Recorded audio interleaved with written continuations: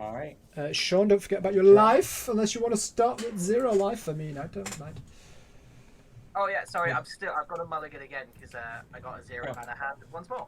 So I'm gonna go down to 6. Okay. I've already drawn. I'll just wait. Yeah, I'm going as quick as I can do. One more quick. Oh yeah, take your time.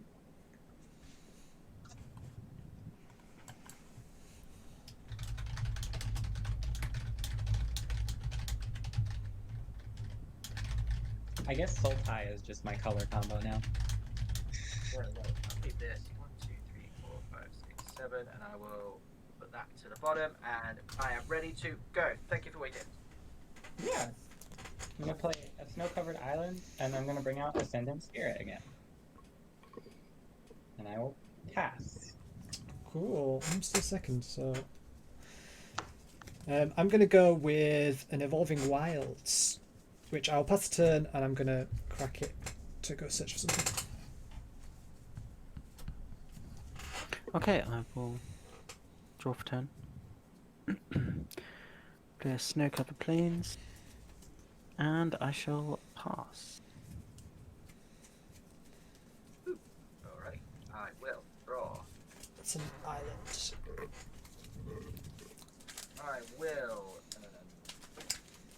I will play an Arctic Tree Line. Tapped and off. I will untap and draw. I'm gonna play a snow-covered forest. And I'll pay 2 for a Sculptor of Winter. And then I will pass. Cool. Tap. Draw. I will play a mountain. I'm going to tap to Jean, and I will pass them. Untap, upkeep, and draw. I will play a Snow-Covered Forest. Tap 2, and play Into the North. Search your library for a Snowland card, put it into the battlefield, tapped and shuffle. And I will pass. Sit north. To north. Into north. North. I will.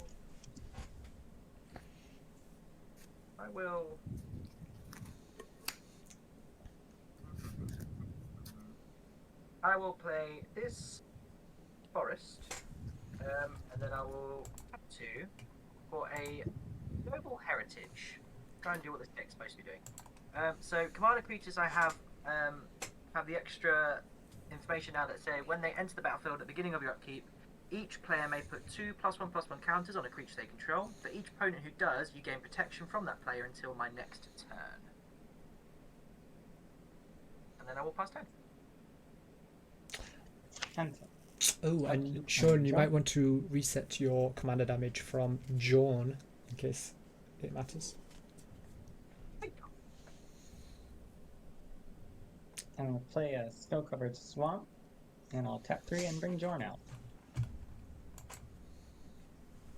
Speak of the devil. I just noticed the little hat. She's Mrs. Christmas. And then I will pass turn. Cool. Untap. Draw. I'll play Plains. Then I tried to play him last time. I'm gonna play him this time. Ian Malcolm, Chaotician. God damn it. I will play him. So whenever a player draws their second card each turn, that player exiles the top card of their library, and then during each player's turn, that player may cast a spell from among the cards they don't own, exiled with Ian Malcolm, and you can spend mana of any type to cast it. So you can cast other people's cards that get exiled. And I will pass the turn. Okay, untap, upkeep, and draw. I'll play a Snow-Covered Forest. Then I'll tap 1 green to play a Boreal Druid. Use a Snow Elf. I can tap it to add 1 to my mana pool. And then I will play the Snow version of Sol Ring. Replicating Ring. So tap it to add 1 mana of any colour. And at the beginning of my upkeep, put a night counter on Replicating Ring. If it has 8 or more night counters on it, remove all of them, and then create 8 colourless snow artifact creature token, artifact tokens named Replicated Ring with 1 mana of any colour. And I shall pass the turn. Nice.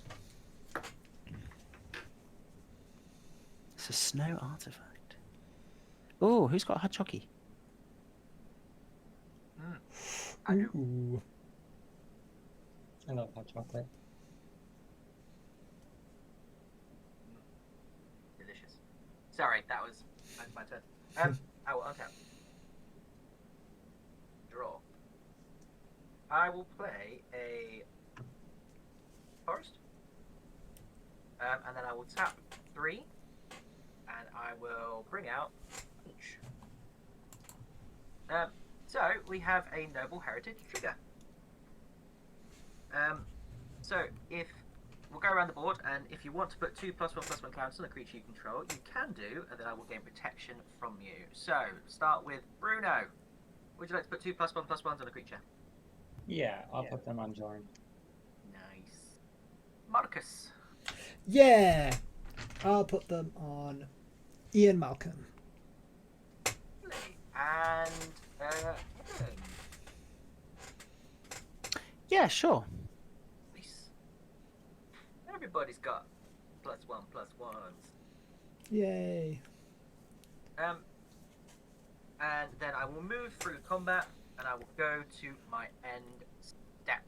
And I will let Adam. You can put 2+1/+1 count on the creature you control. Oh, nice. Thanks.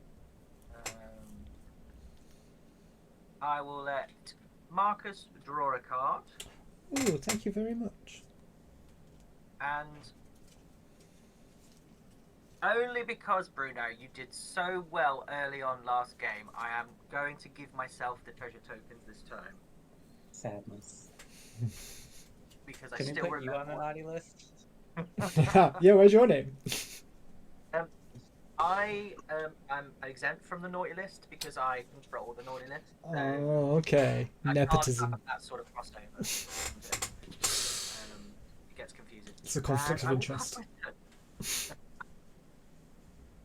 my turn. Untap.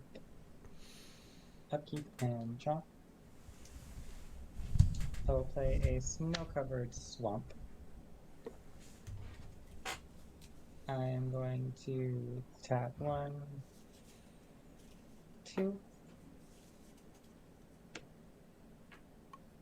And I'll tap 4. And I'll bring out a Draugr Necromancer. If a non-token creature an opponent controls would die, exile that card with an ice counter instead. I can cast spells from among exile your opponent's control with ice counters on them, and I can spend any mana from snow sources to cast it. Everyone's gonna have everyone else's stuff. Yes. And then I'm going to 2 plus 2, so he's 4/4. I'm gonna move to combat, and I'm gonna swing Jorn at Marcus. I thought you might. Untap my land. He's a 5/5? 4/4. He's a 4. He's a 4/4. Oh no, 5/5. Sorry. He has 2 counters on him. I forgot. Ugh, that's such a number.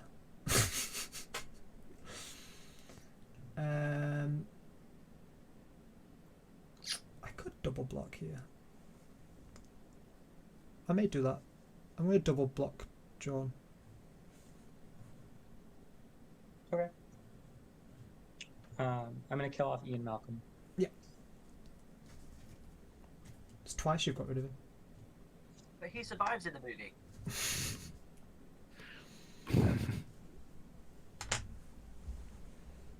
He gets exiled with an ice counter. He does. Oh, you can cast him. I can. I'm not going to, but I can. Well, I'm gonna why tap not? For a Blizzard Spectre. It's a flying 2/3. When it deals damage to a player, I can choose one. Target player bounces a permanent, or target player discards a player. So the player I'm attacking. And I will pass turn. Cool. Untap. What was that creature called? Sorry. What was that creature called? Blizzard Spectre. Just 'cause it wasn't coming up on the old thingy thing.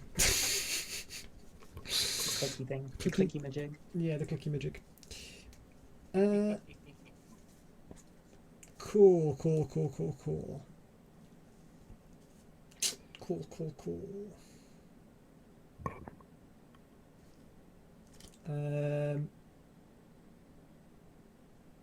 Eesh.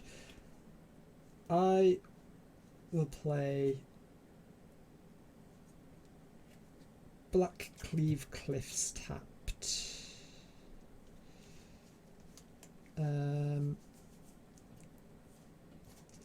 Then Eesh.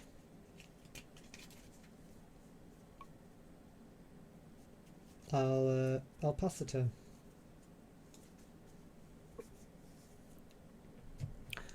Untap. Upkeep. Replicating ring gets counter. And I will draw for turn.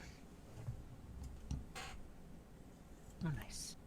Snow-covered plains.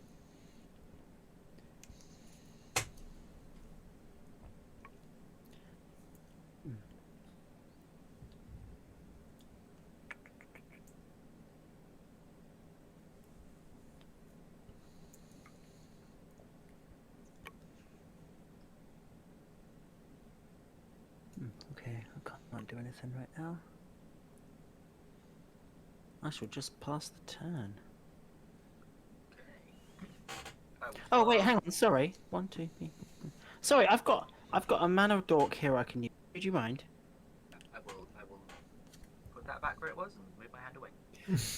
I forgot I have this mana dork. Oh my gosh, Adam, concentrate.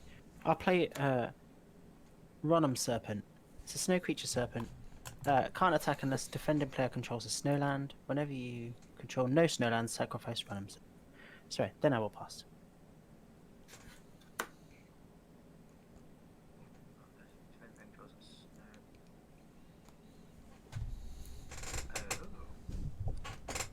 Does that mean it can't attack me? It means it can only attack you or me. At the moment. Oh, yes, because I've got snow there. Oh, dang it for trying to be on thing. Okay. So, if I remember rightly, I do the upkeep triggers before I draw. You do. Mhm. Yes. Brilliant. So then we go back to some noble heritage.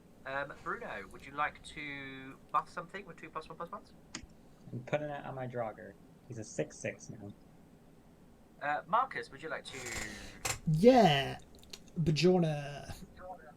Nice. And Adam, would you like to have 2+1/+1s? Yeah. Be protected, Sean. And I've Don't- just realised I can do it too. Yeah. Because it says each player. Yeah. Yes. It's nice. If only I'd have known that before. And then we'll draw. I will play a Canopy Vista. It's a forest plains that says enter the battlefield tap unless I control 2 or more basic lands, which I do, so it enters untapped. And I have 1, 2, 3, 4, 5, 6. And I will.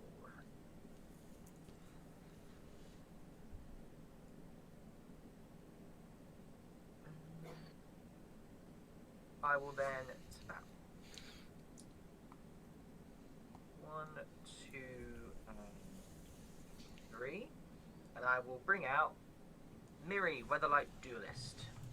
Here she So is. this is the one that says if it's tapped, I can't be attacked with more than one creature, and whenever it attacks, opponents can't block with more than one creature. Keeping myself safe. I will then go to combat, and I'm not going to attack anybody because everybody's nice and it's all good. I'll go to end step, and I'm going to put 2 +1/+1s onto Miri. I will let Bruno draw a card, Thank you. and Lucas, you can create 2 treasure tokens this time. Oh, thank you. Bless you. Bless you again. And I will end my turn. Untap. Upkeep and draw. I am going to tap 3 for a replicating ring. Wait, what? Oh hey. Hey girl, hey. I'm gonna tap 2 for a Swiftfoot Boots. I'm gonna untap Sculptor of Winter to untap my Snow Cover Forest. And let's see.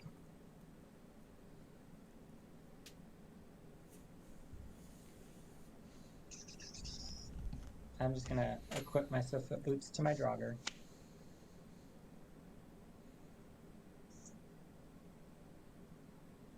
I'm going to move to combat. And I'm gonna swing my Blizzard Spectre at Adam. It's a 2/3 in the air. Okay, I'll take 2. When it deals damage to you, I'm gonna have you return a permanent you control to your hand. A permanent, so it can be a land if it has to. Yeah, Okay. and I will pass. On your end step, I'm gonna pay to cycle this smoldering crater. Discard it and draw. And then on top, draw.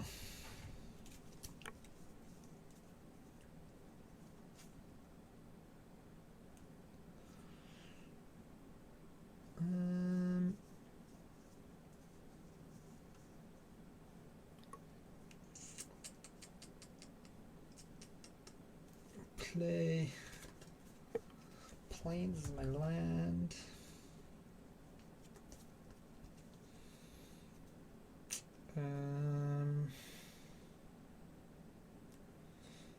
Everyone's got big creatures.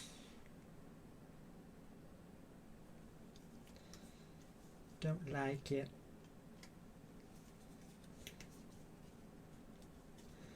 What I might do.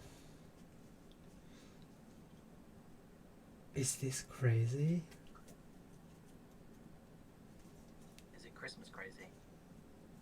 It is. It's very Christmassy. In which case, do it. Because everyone knows that at Christmas you're forced to have fun by your family. So I'm gonna sacrifice one of the treasures for blue. Blue and 4. And play Forced Fruition. Whenever an opponent casts a spell, that player draws 7 cards. Let's get this party started! Yeah! Jesus Christ. Forced fun, everybody! Forced fruition. We'd like to see it. And that's it. I'll pass the turn. This is going to go well. I'm sure this isn't going to come back to bite me. Untap, upkeep. Counter. Draw. Snow-covered plains.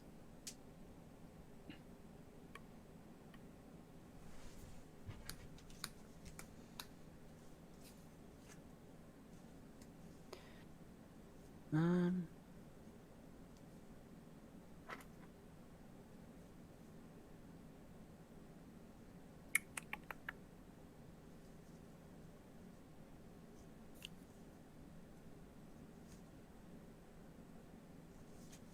What's up?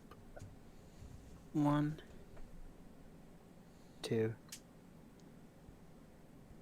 3, 4, 5 for Isu. I will draw 7 cards. You will. Whoa. Ooh. Oh, lovely. You're welcome. Merry Christmas. That's a nice. That's a thank you so much. Oh, I love it.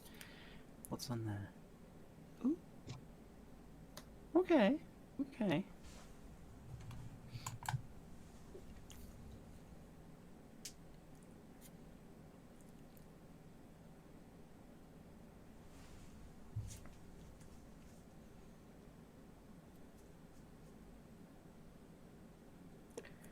I will. Oh no. Never mind. Can't do that. Got left.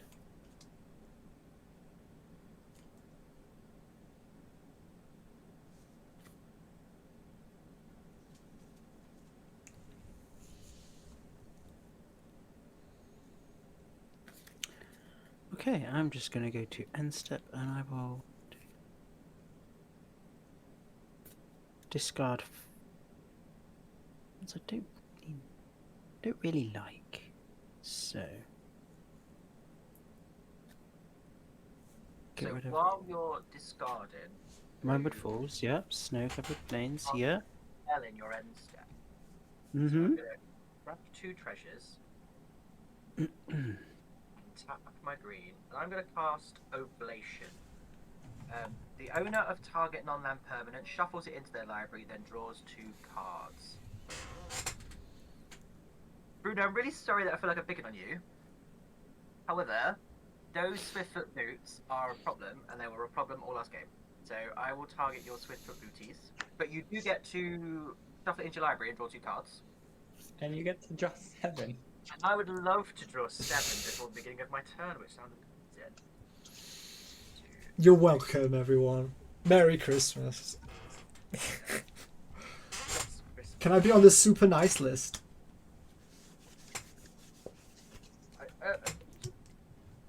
I can make an extra list if you need me to. No, I'll deal with I this will. one. Blizzard Draw. Okay, I'm down to 7. 1, 2, 3. Okay.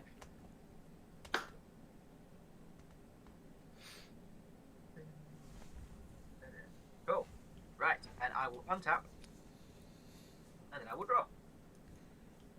And I will play a Snow-covered plains as my You forgot Noble Heritage. Oh yeah, guys, Noble Heritage. I got excited about my extra draws. Bruno, would you like to put +1/+1 times 2? No. No. Interesting. Marcus, would you like to put Ooh. 2 +1/+1? You made I me use my boots. Do yes. I'm stuck in the middle of the snow with no shoes. We got old footsies. And I will would you like too. to put 2+1s? Yes, I've put 2 on. Awesome. I will put 2 on my Miri. And then I drew my card for turn, and I will then play my Snow-covered plains. I will then.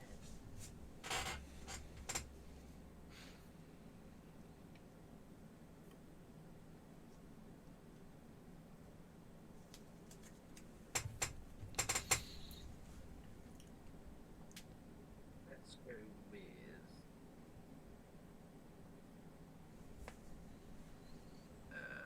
1, 2, 3, and I'm going to play Lae'zel, Blackith's Champion. So she is a 3/3 that says if you would put 1 or more counters on a creature or planeswalker you control, or on yourself, put that many +1 of each of those kinds of counters on that permanent or player instead. Nice. And you draw 7 cards. Draw 7 cards. Oh, 1, Most fun. 4, 5, think of all the cards that I'm gonna So many suddenly cards. lose. I have a decanter of endless water in this deck, and it's not in my hand right now, which is a shame. It probably will be soon. Possibly coming that way.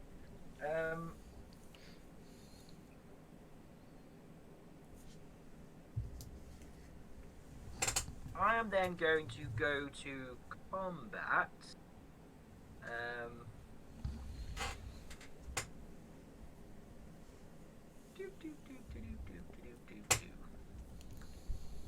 I would like to tap Miri. Checks each opponent can't block with more than one creature this combat. Oh. This feels like I'm going to put myself on the naughty list. Is it worth it?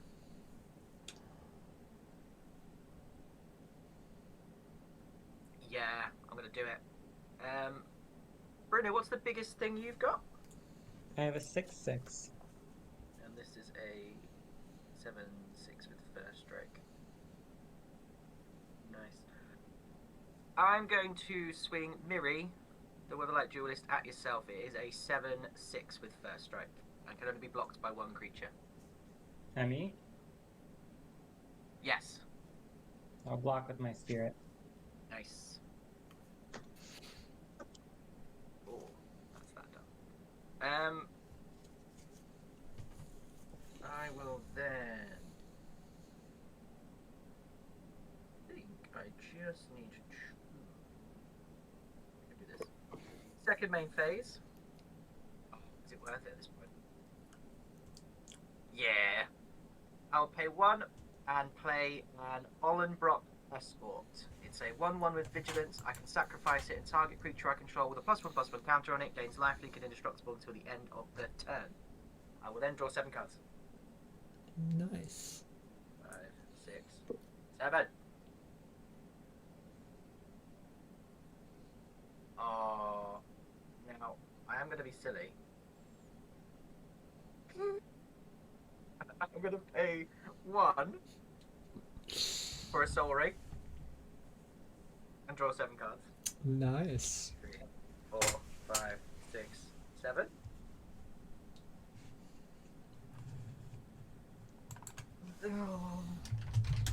Why not?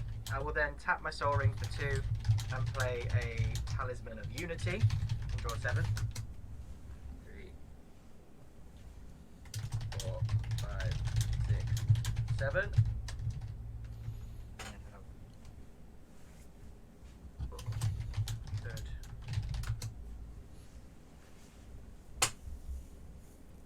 But I won't right now. Instead, what I'll do is I will spend some time going through that. Oh my god.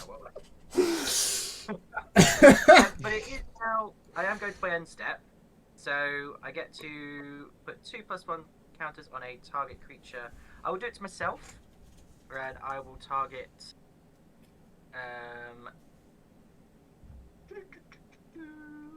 I will target Lae'zel, and she will get 3/+1/+1 for her ability or her effect. Bruno, I have been targeting you a little bit, and I am sorry for that. I just needed to do some stuff. So, you may draw a card.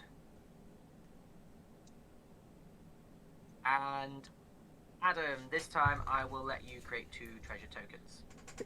Oh, thanks. You're welcome. Wait, did I not get anything? I gave you like 1,000,000 cards, Sean. You get the joy of having given me all of this that I then get to Wow. get down to 7. The nice So, list is I'll do that corrupted. on my end. Alright. I'm not gonna wait because we'll be here for an hour. Absolutely, yeah, go for it. Untap. Upkeep, this gets a counter. And I'll draw. I'm gonna play a Snow-Covered Forest.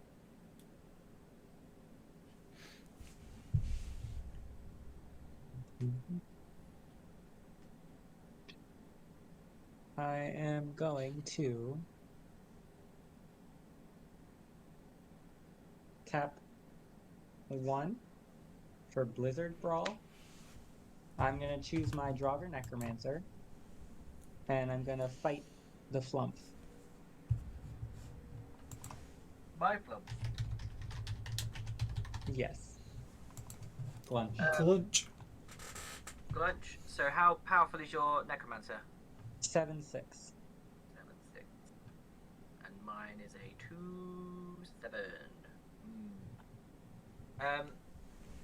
I will sacrifice my Ollenbrock escort. And it's going to gain lifelink and indestructible until the end of the turn. And your Allenbrock will get exiled with an ice counter on it. Lovely. And I will draw 7 cards on cast. Do I get 2 life? You do. Oh, sweet.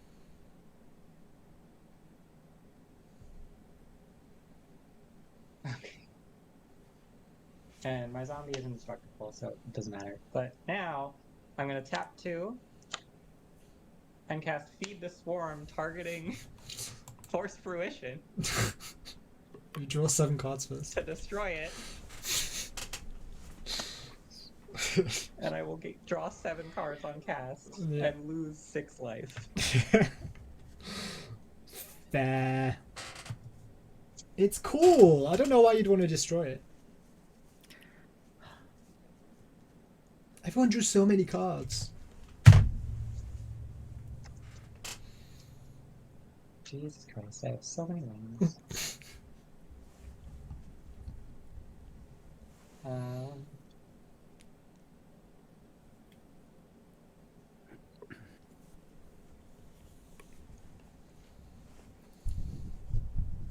And then I'm gonna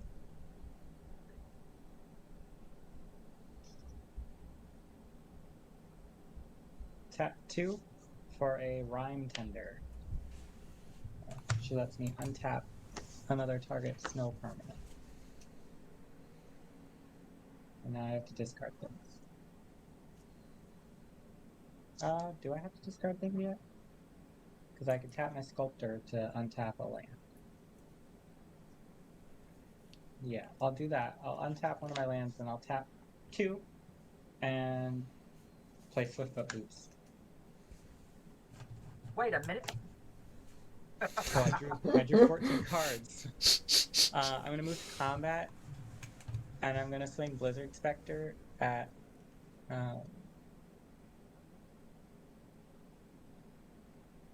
Marcus. So he's a 2/3. Ugh, and if he deals combat damage, I'll have to return something to my hand, right? Or you could discard a card, depending on which I choose. I'm going to choose to discard a card.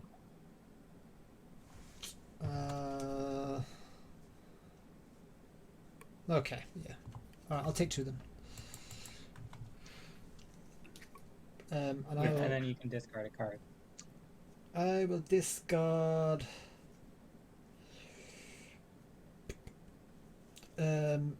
aggressive mining.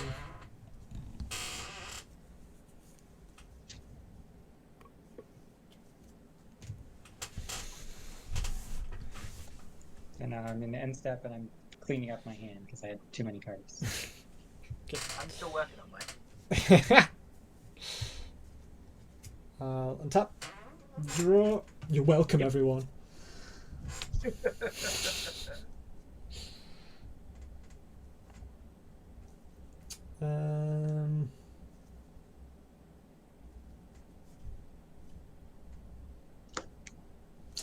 I feel like I'm gonna do this now on main phase.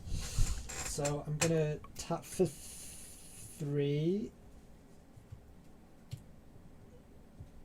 and play Valakut Awakening to put any number of cards from my hand on the bottom of my library and draw that many cards plus 1.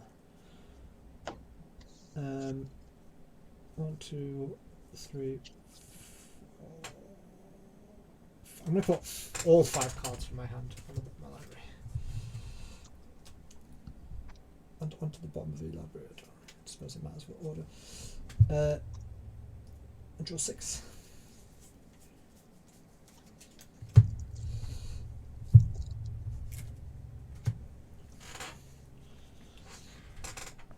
Okay.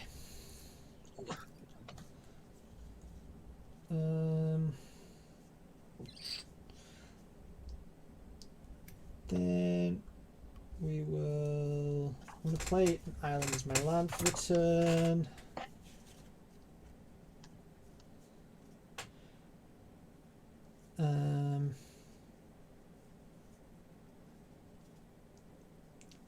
Then I will tap for 3.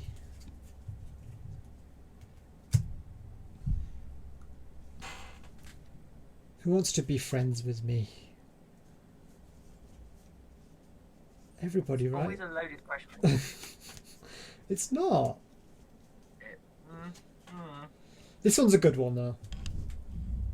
Oh, if it's a good one, then let's be friends. Okay. Sure. I'm playing Pendant of Prosperity. So it enters the battlefield under the control of an opponent of my choice, so that'll be Sean. So Sean, you may pay 2 mana and tap it, and then you draw a card, and you can put a land from your hand onto the battlefield. And then I also draw a card and put a land from my hand onto the battlefield. See, you are friends. Friends.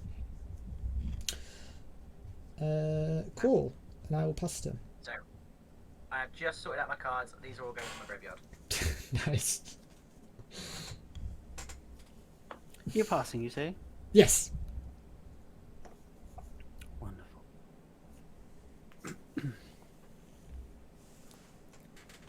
Untap this gets on the counter.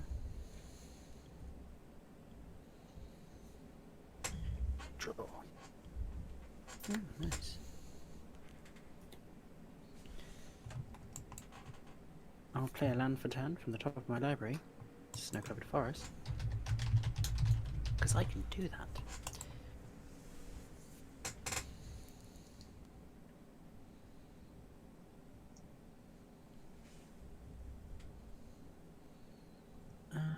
Okay.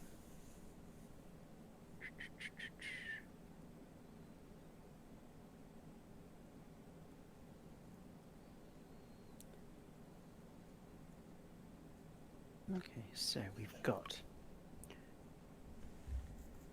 I'm gonna play 1, 2, 3, 4 Glittering Frost. Enchant land. Enchanted land is snow. Whenever enchanted land is tapped for mana, it adds an additional 1 mana of any colour. It's going to go under there. So 1, 2, 3, Pretty. 6. It is. Glittering Frost is a very pretty card. Yeah, I like that. Then.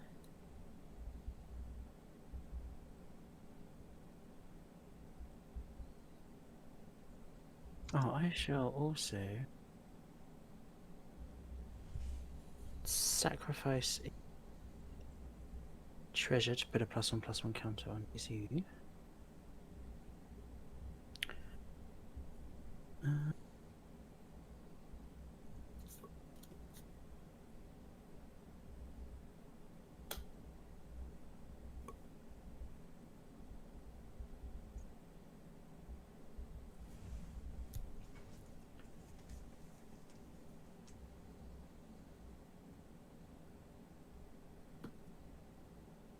Then I'm going to tap 1, 2, 3, 4 to play Spirit of the Elder God.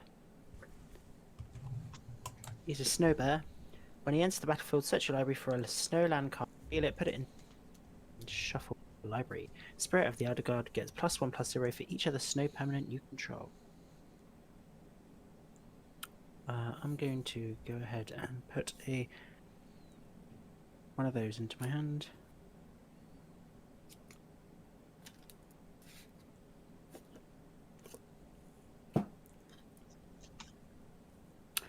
Then I've got 3 left. I don't have anything more.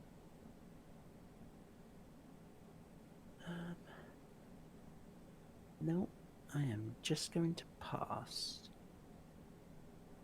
Lovely.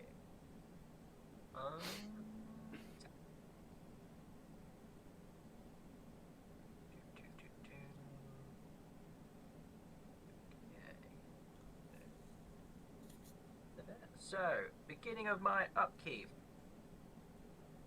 Bruno, would you like to put 2+1/+1s on a creature? Sure. Marcus, would you like to put 2+1/+1s on a creature? I would. Lovely. And Adam, would you like to put 2+1/+1s on a creature? Yes. Amazing. Look, friends, everybody's friends. We're all friends here. And then I will put 2+1/+1s on Glunch. Oops. Who will get 3 altogether, so he gets 5+1/+1s. Ooh. Delightful. I will then draw. I will play a fortified village, and I will reveal this plains card, so it does not come in tapped.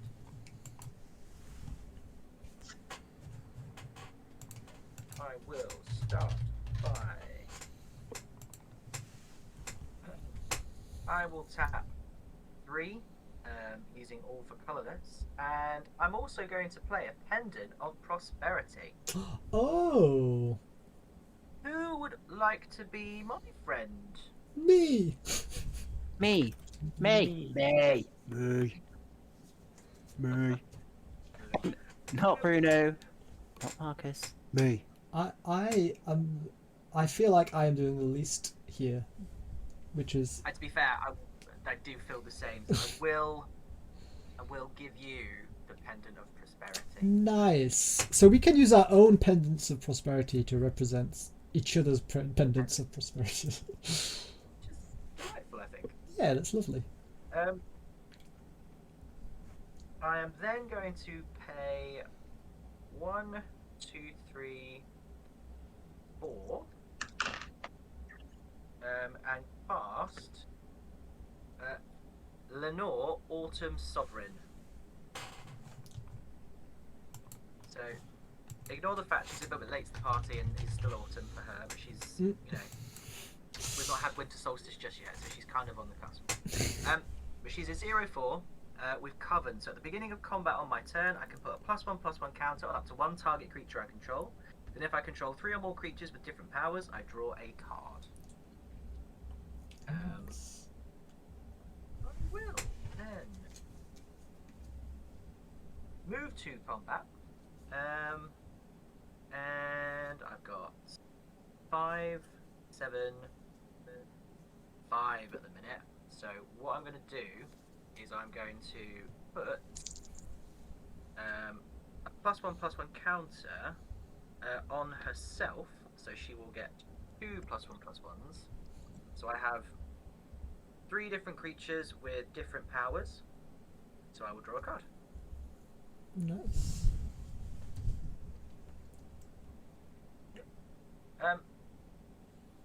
And I won't attack anybody because this is a nice game of niceness. And I will move to my end step. And I will choose. I will choose Bruno. You can put 2 +1/+1s on a creature. Okay. Marcus, you may draw a card. Oh, thank you. And Adam, you can create 2 treasure tokens. Thank you. Lovely.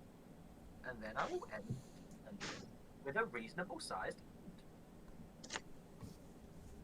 Untap. Upkeep, this gets a counter. Yeah. And drop. I'm gonna play a snow-covered island. Let me just look at what's in my graveyard because there's a lot in there.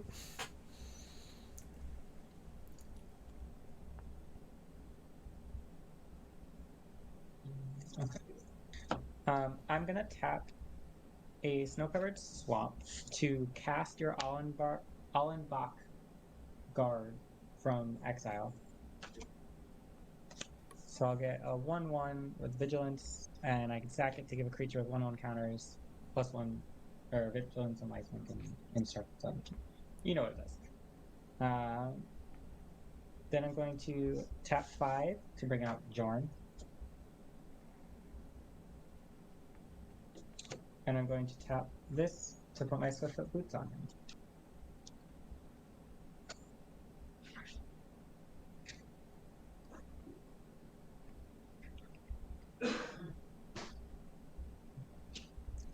I am going to move to combat. I'm going to swing my Blizzard Spectre at Adam. It's a 4/5 flying In the air. in the air, yes.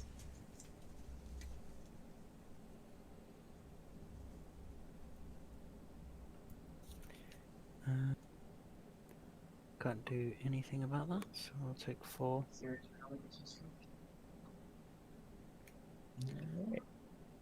And then And then, Yeah. second name, I'm gonna tap my Rhyme Tender. Don't you have a trigger and for my the Sculpt- dragon dealing combat damage? triggering off this Spectre. I Spectre forgot. dragon thing.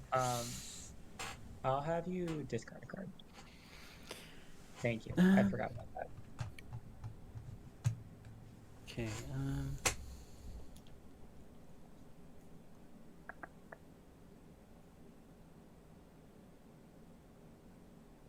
I'll do a... Oh, I don't know. Oh, crap. I will... Wait, what's on top of there? Oh, okay. I'll get rid of a snow-covered island. Right. Second name, I'm gonna tap Rhyme Tender and Sculptor of Winter to untap 2 of my lands. And then I will pass. Ooh. And then tap. Draw.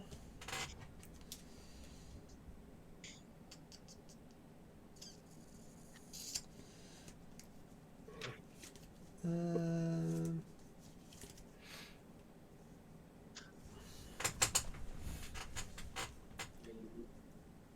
think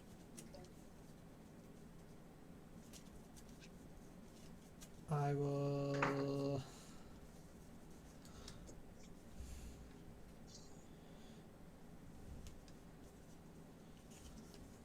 I'm going to pay 1 mana for Goblin Cadets. It's little 2/1 goblins. When he blocks or becomes blocked, target opponent gains control of it.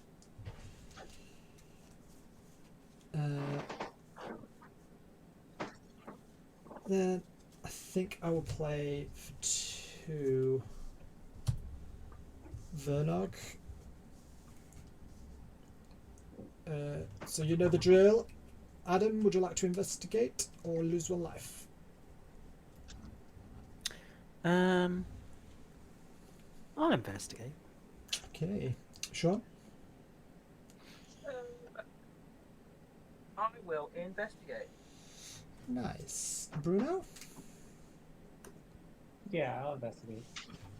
Cool. So I will investigate 4 times.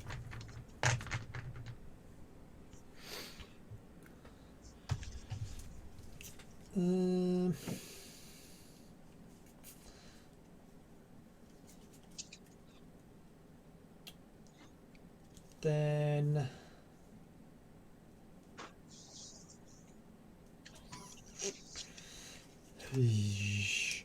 I'm gonna play this Kazul's Cliffs tapped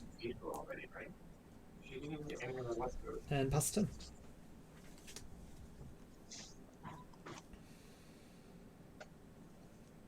This is my clue token, because I can't find my clue token. What's the name of that goblin card you played? Goblin Cadets.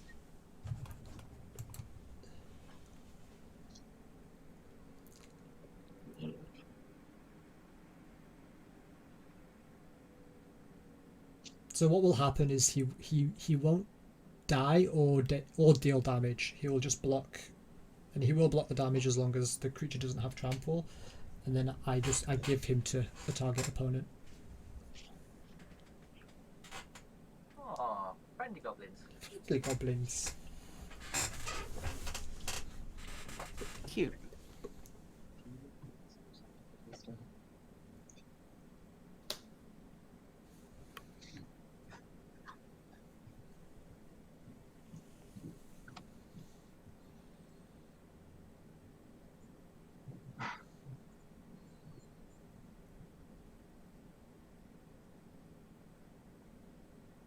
Sorry, go ahead, Adam.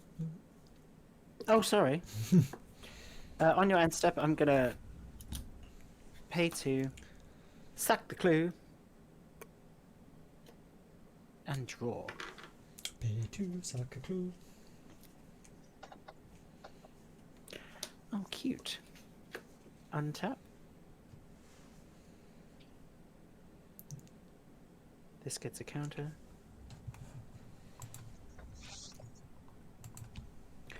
And draw for turn. Nice. Okay, what's this?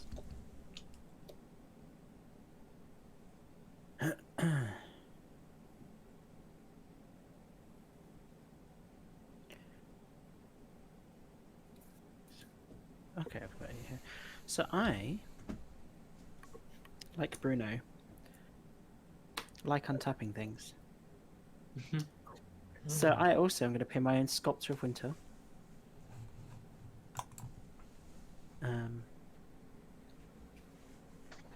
Sacking a treasure to put a counter on here.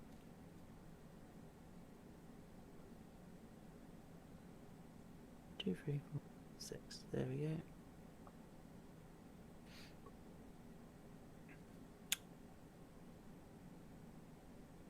Then, what was this again? Oh yeah. I'm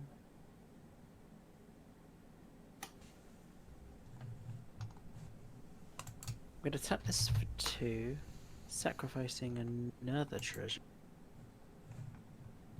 to play Vega the Watcher. Whenever you cast a spell, other card.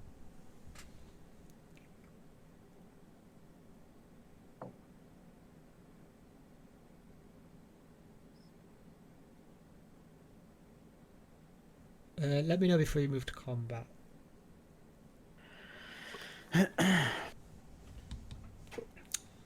Okay.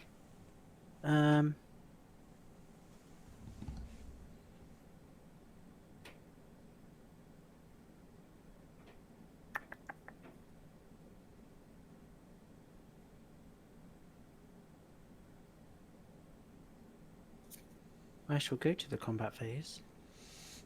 Okay, Isu is a scary big boy, so I'm gonna tap Bjorna and sacrifice a clue. Deal 1 damage to Isu and goad him. In response, Mm-hmm.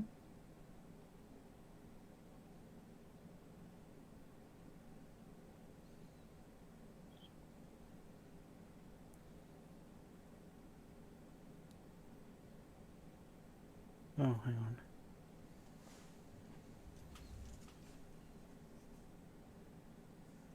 Yeah, that's fine. Okay. Go to him. I just don't want to be attacked by him. Is this? Well, he wasn't going to go at you. You seem to be picking on me. He's so sir. scary. You're picking on me! No, I'm picking on Isu. Okay.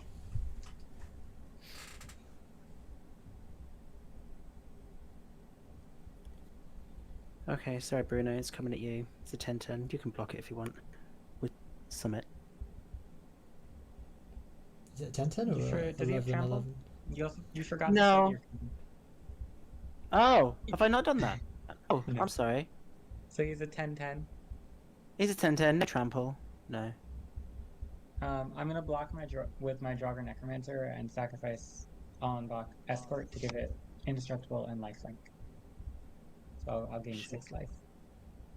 Okay. Is this now just in exile? Exile. No, it goes to your graveyard. Cool.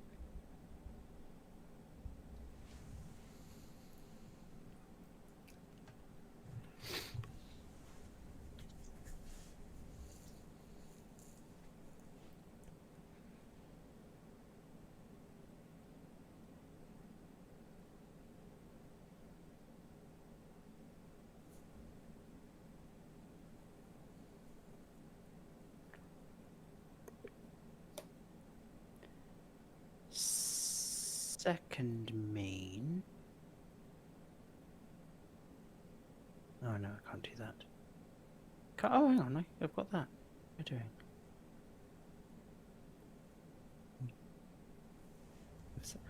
Oh, stupid me. Oh no, I don't need to do that. Okay. I shall just pass the turn. In your end step, I will tap 2.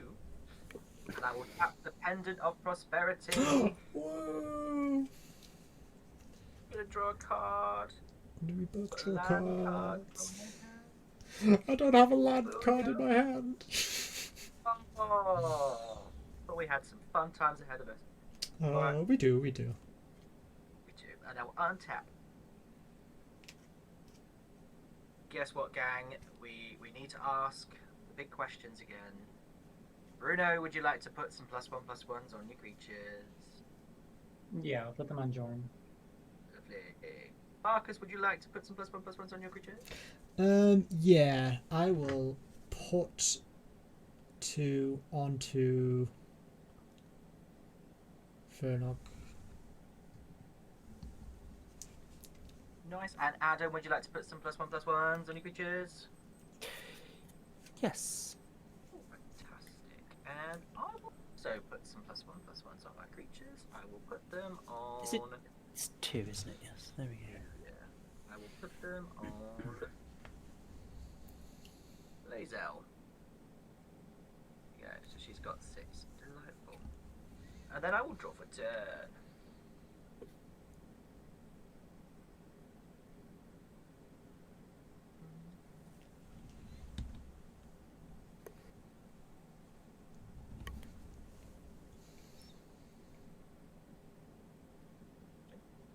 I will.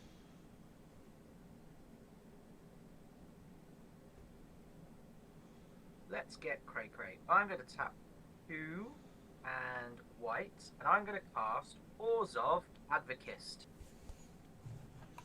It's a 1/4 that says at the beginning of my upkeep, each player may put 2 +1/+1 counters on it they control, and if they do, that player controls can't attack your planeswalkers you control until your next turn. Nice. Lots of these effects. It's just look, giving everybody big presents because it's big Christmas. And then Money. I will pay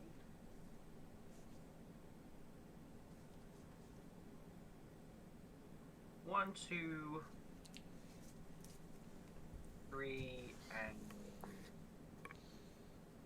colorless, and I will cast Invasion of Moag. It's a battle.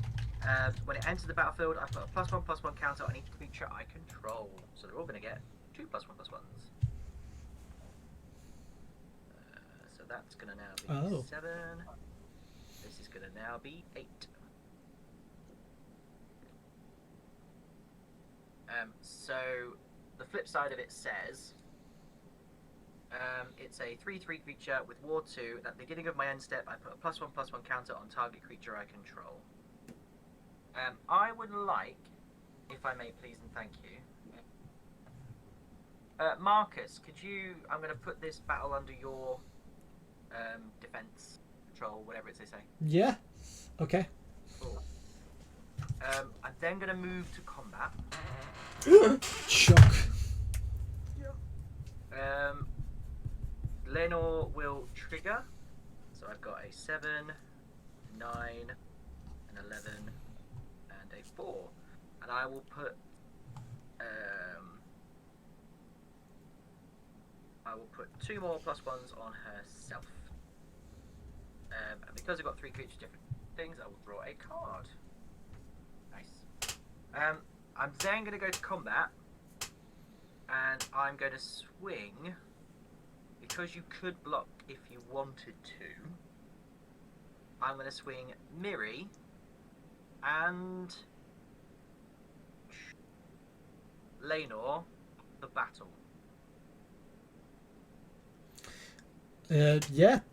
I'll just let both of those through. Cool. So they will do that. This will transform. Right, running out of space.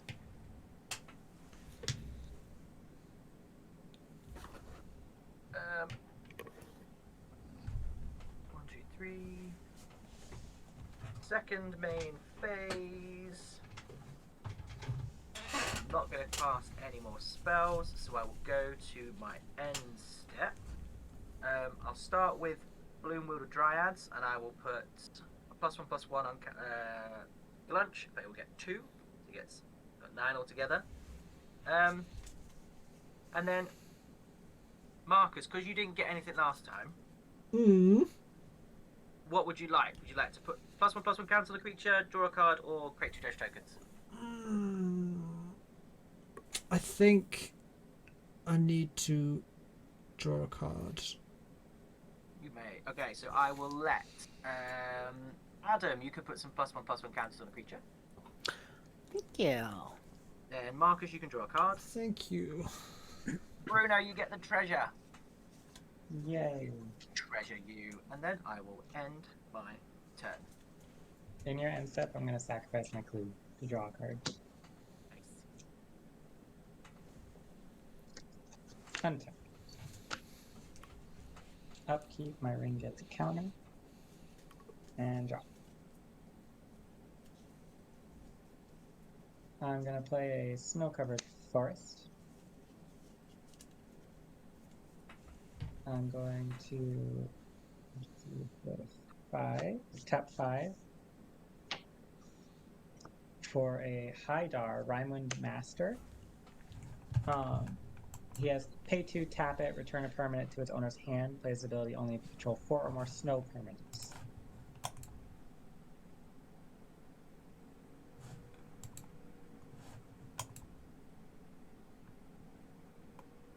Let's see. Was it Hydar? Hydar? Heidar. Ah, got ya. Thank you.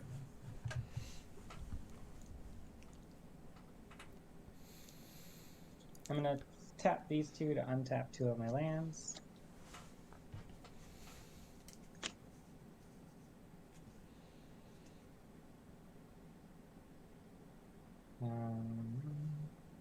I'm going to tap 3 for Call to Mind. Return target instant or sorcery from my graveyard to my hand. I'm going to return Feed the Swarm.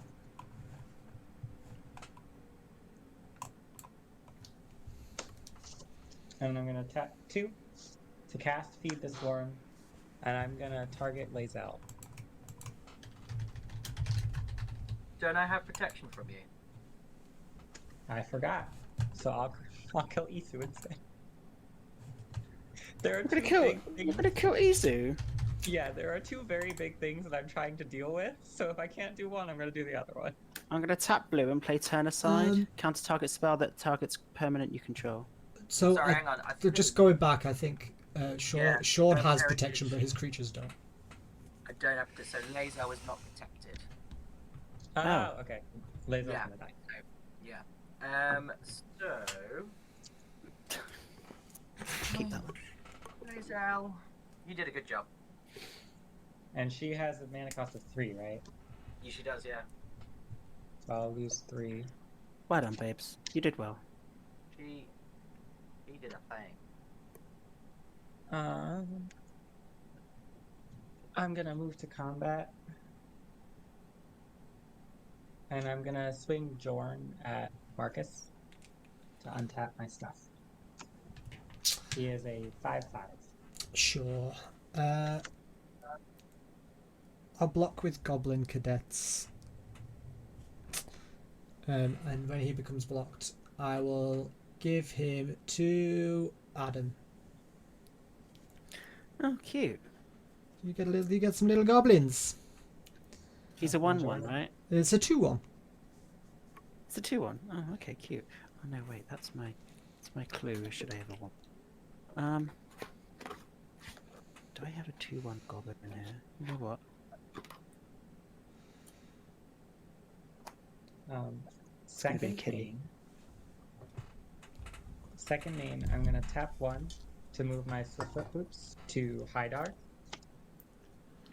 And I'm going to tap 2 to tap him to return Glunch to your hand. Can I have a response to you moving the Swiftfoot Boots, please? Sure. I am going to tap a fortified village for white, and I'm going to Swords to Plowshares, the Rhyme Wind Master. Exile target controller gains life equal to its power. Yeah. That'll go off. This Glunch is happy. So I gain 3, You gain 3. and he is exiled.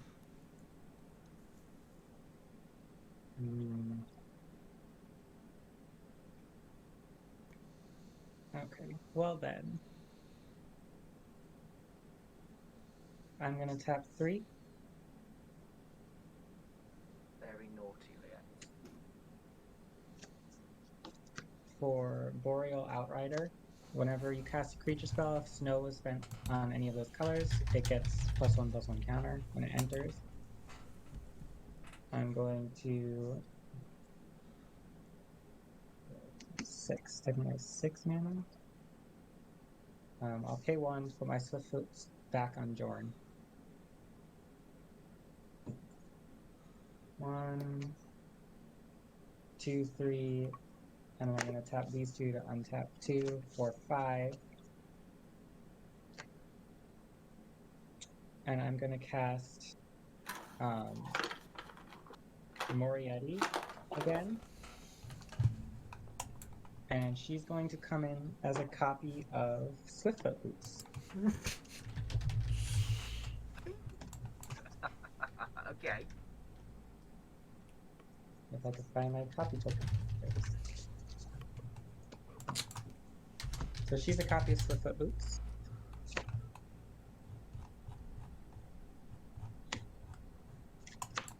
And then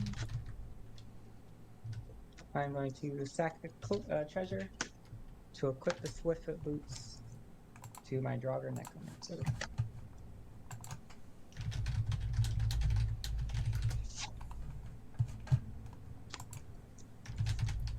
And then that is all I will do. On your end step, I'm going to pay 2 into Pendant of Prosperity, Sean. We had to draw a card and put a land onto the battlefield. I can do that too! Yeah. I don't have a land still. Well, tell you what, in his end step as well, Oh, I'm gonna do the same. no, my God. So let's try it again. Let's try again. I will also put a land tap onto the battlefield. I didn't draw a land. I did draw a good card though, so it was worth it. I will untap for my turn. Draw.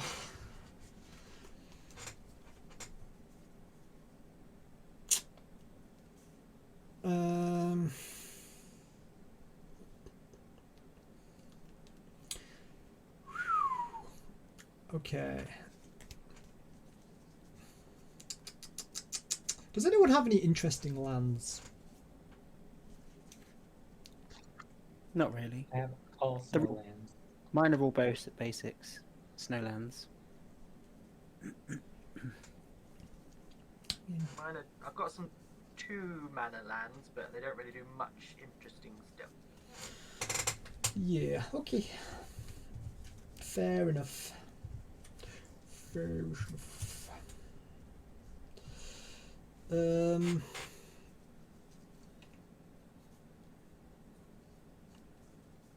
Alright, I'm gonna tap for black and a treasure for black to cast Sign in Blood. Target player draws 2 cards and loses 2 life. Target player will be me. Draw 2. Lose 2. Oh,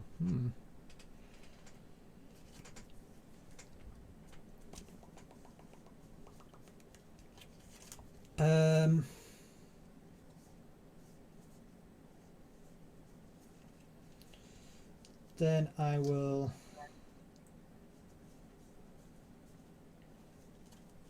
I think I'm going to tap for 4 and disrupt decorum and goad all creatures I don't control. In response, Mhm. in response, I'm going to tap blue and sacrifice this for white and play Dovin's Veto. Counter target non-creature spell. Yeah, that's fine. I don't have any responses. Oh, it can't be counted anyway.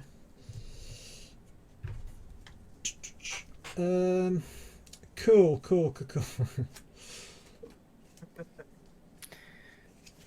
Then I think I will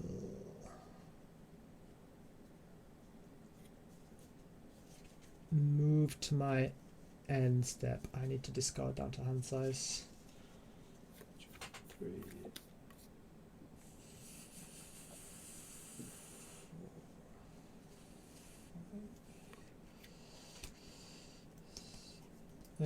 I'm going to discard Confusion in the Ranks because I feel like it would be a very difficult card to play. And Kami of the Crescent Moon. Go ahead. Awesome.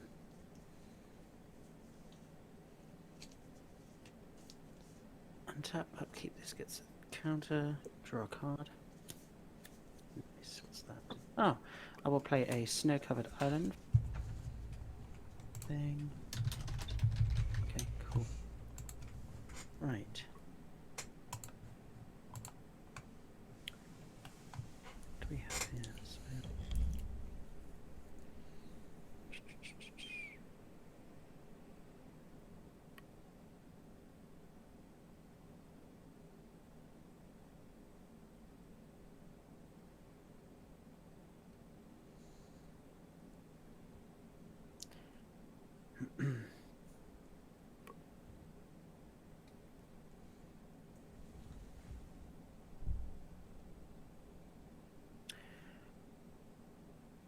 I will tap a blue to play Frost Augur.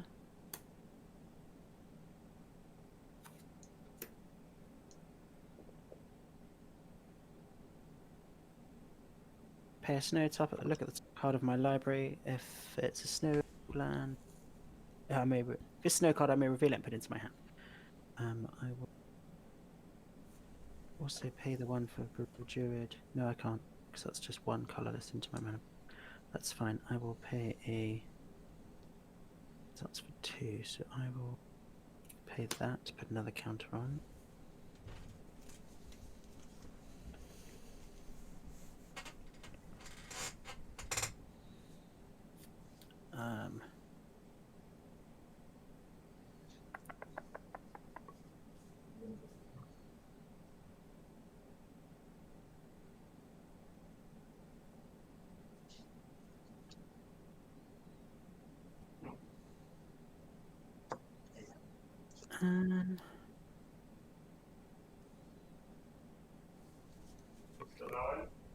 Yeah.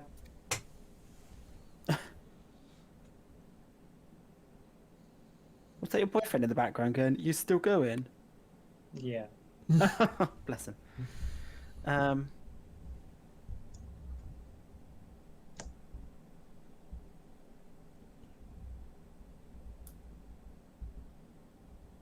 I will. What was this again? Oh yeah. Tap this for 1, 2, 3 to play Ice Hide Troll. Ice Hide Troll gets +2/+0 and gains. I pay 2 snow and then I can tap it.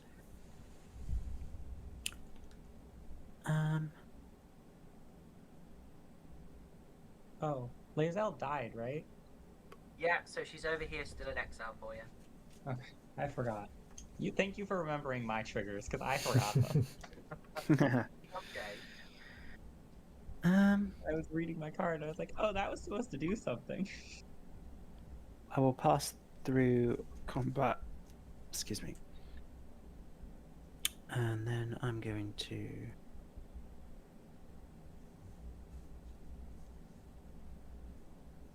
Pass the turn. Yes, pass turn. I will tap and have a couple of upkeep triggers. So we'll start with the Noble Heritage. Bruno, would you like to put 2/+1/+1 counters on the creature? Yeah. Was that no? It was a no. No. Uh-oh. Marcus, would you like to put 2/+1/+1 counters on the creature? Yes! Hey. Bruno, would you like to put 2/+1/+1 counters on the creature? You know what? Yes. Nice. Okay, let's move to the Oars of Advocist. Bruno, would you like to put 2/+1/+1 counters on the creature you control? No. You know. Marcus, would you like to put 2/+1/+1 counters on the creature you control? Yes! Hey, Adam, would you like to put 2/+1/+1 counters on the creature you control? Yes! Say no for the meme. I'm not attacking anyone anyway. And I am going to have done the same with a couple of mine, and I'm going to put all on my little thingy there. There we go. Well, why are you doing that? I'm gonna nip to the bathroom. I will then draw for turn. I will.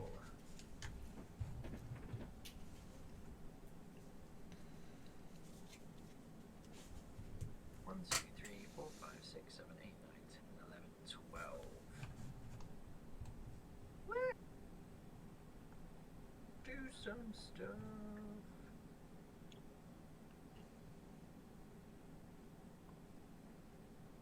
I'm going to pay 1, 2, 3, 4, 5, 6, 7. And I'm going to cast Displaced Dinosaurs. No. So, as a historic permanent enters the battlefield under my control, it becomes a 7/7 dinosaur creature in addition to its other types. Nice. Because who doesn't love Christmas dinosaurs? That sounds like a Doctor Who episode. It is from a Christmas episode, isn't it? Is it a Christmas episode? Not this one, no. It's from an old episode. It wasn't a Christmas one.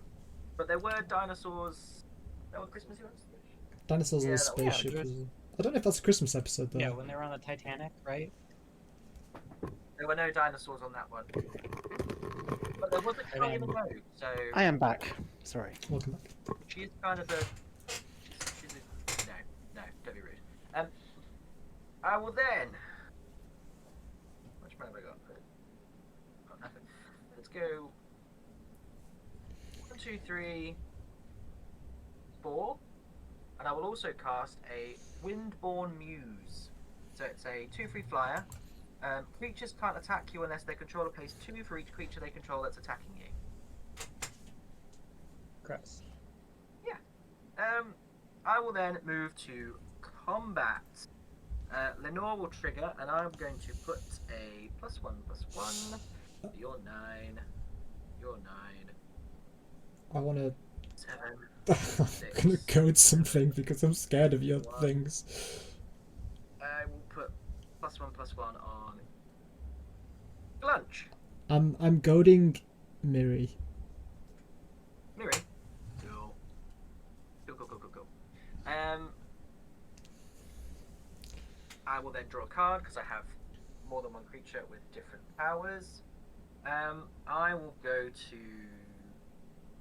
Let's see. Bruno, seeing as we aren't being friends at the minute, what flyers have you got? I have a Blizzard Spectre. He's a 4/5. I'm going to swing Glunch and Miri at yourself. So you can only block. When Miri duelist attacks, each opponent can't block with more than one creature this combat. So you can only block with one creature. Glunch is a 10/15 flyer, and Miri is a 9/7 on the floor with first strike. I'll take the 9, Cool. and I'll block Glunch with my Spectre. Nice. Second main phase. I will not cast anything, and I will go to my end step, and I will let Adam. You can put 2 +1/+1s on a creature. Thank you. Marcus, you may draw a card. Thank you. I'm going to create 2 7/7 dinosaur treasures.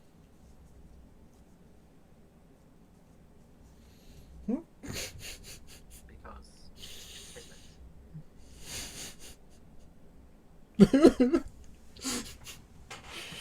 And I will pass my turn. Untap. Upkeep and draw. I'm going to play a Mouth of Ronan. It's tap, add 1, or tap 5, tap it, deal 4 damage to a target creature, and sacrifice that land. I'm going to tap 3 and cast Lae'zel.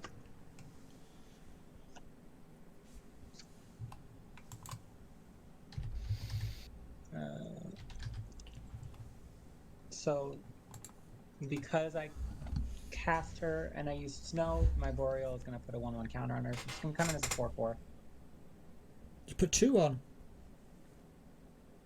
She gets 2. Does it? That's her effect. That's what she does.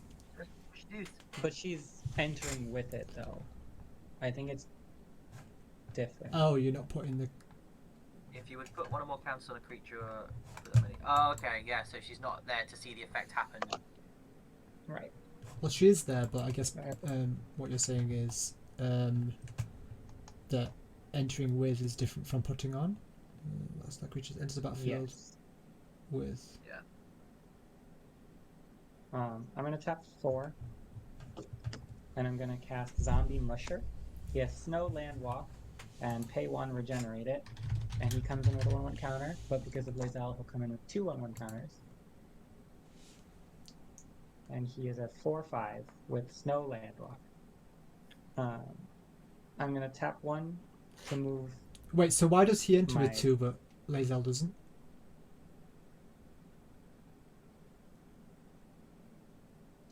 I don't know if they would.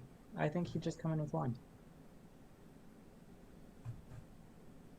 It's the wording on this that throws me off, because it says when a creature enters the battlefield with an extra 1/1 counter on it, but she's when you place a counter, so I don't think he would get the counter from her.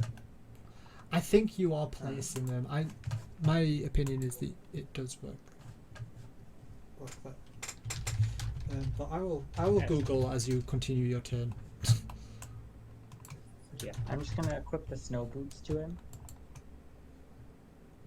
So I'll say he's a 3/4. Oh, and this doesn't count. And I'm gonna move to combat. And I'm gonna swing my zombie musher at Sean. For 3 damage, he cannot block because he has no lanes. Are you going to pay the 2? Yes, I'm gonna tap these and untap and tap 2 lanes. Oh, that's 3 damage. Yes. 1, 2, 3. You meanie. Okay. Sit down over there with your 10, 15 jellyfish.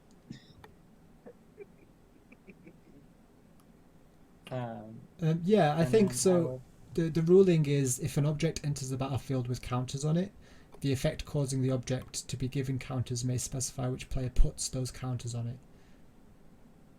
So you are still putting the counters on, so you will get an extra. So Lae'zel would get 2 and so would your zombie then. Yeah. Cool, I'll take Okay.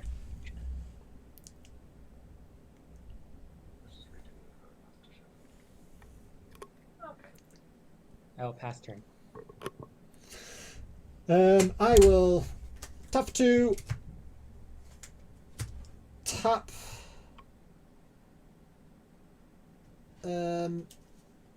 You know what? I'm actually going to sacrifice a clue and draw a card. Okay.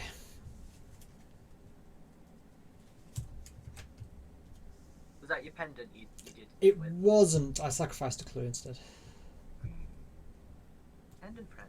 Tap, draw for the turn. Okay.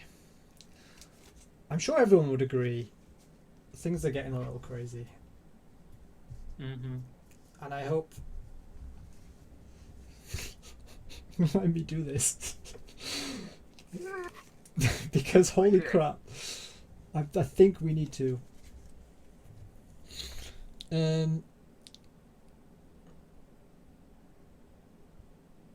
do have some big creatures though. I should probably attack, but people are just going to block. Yeah, I mean everyone's just going to block now. Yeah. 2 white. 1, 2, 3, 4. Can we say in chat what it is?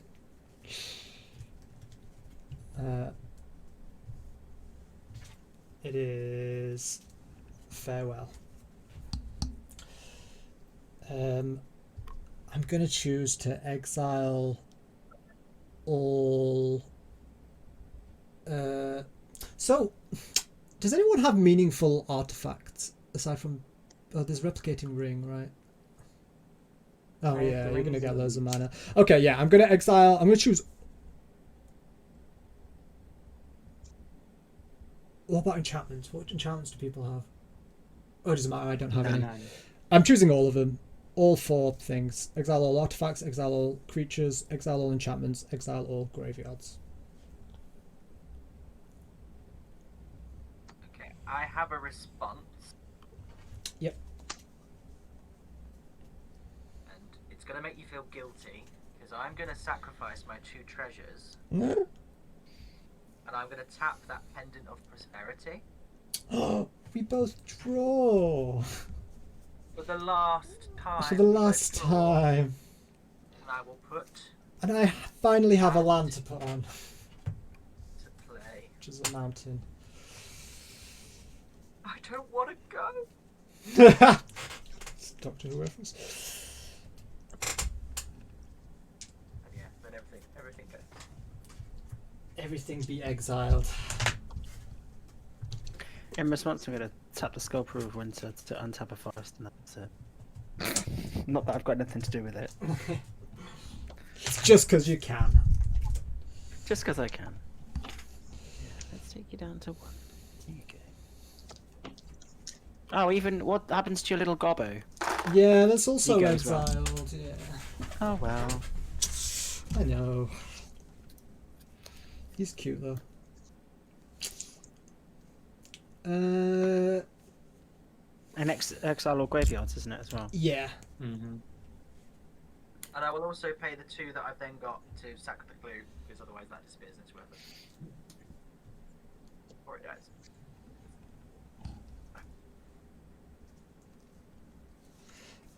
Then I will tap for 2 mana into Ever-Flowing Chalice because it's got multi-kicker 2, so it enters with 1 charge counter and it can tap for 1 mana. Go ahead. Okay.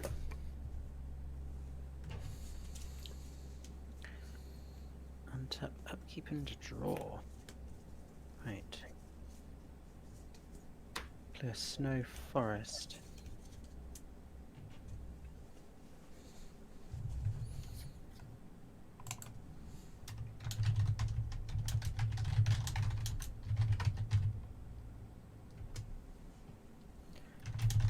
I'm just gonna tap 7 and recast as you.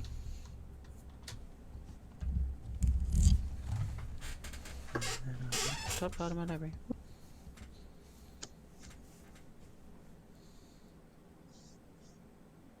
I'm on the naughty list. You are. You broke my heart. And that will be me. I will pass turn.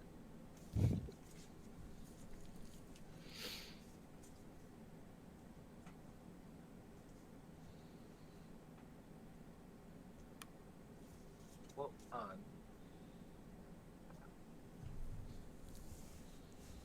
and I can no longer ask if anybody wants to put any counters on their creatures.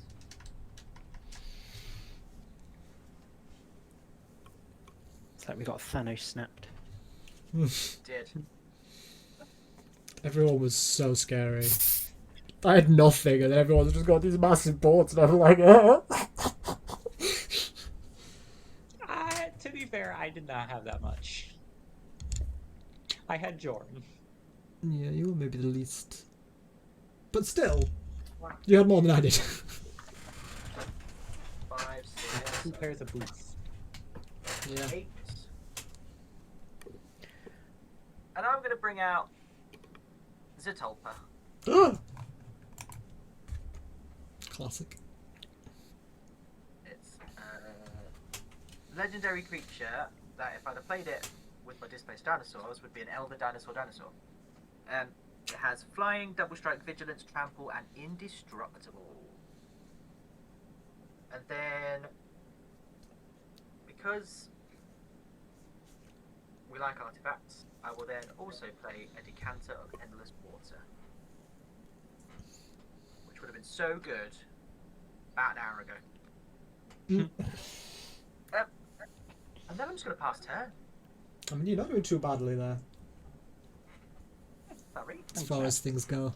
Upkeep. And draw.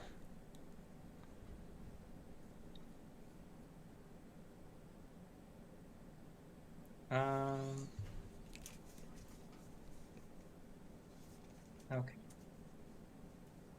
I'm going to tap 1 and 2 for Iceberg Cancrix. When another snow permanent enters the battlefield, you may have target player put the top 2 cards of their library into the graveyard. Oh my god. That's any snow permanent. Yeah. So even counts Adam stuff. Guess what? Do you also have that? I have that. I have that creature in my deck too, yes. You can mill someone out. I'm gonna tap 3 for an Icehide Troll, and then I'm gonna make Sean mill 2. Oh, he drew loads of cards earlier. Oh no! Victory Chimes and Heartwood Storyteller. Oh, Christmas story. And then I'm gonna play Ice Tunnel and have you do it again. What? Oh, it's just under your control. Guardian, Archon, and a plate. And then I'll pass turn.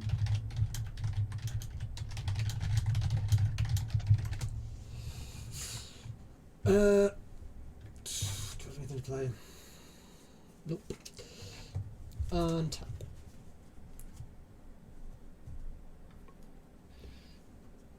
Draw.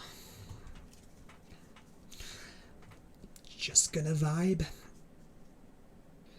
This is turning into a milling game. Wow. Let's mill them out.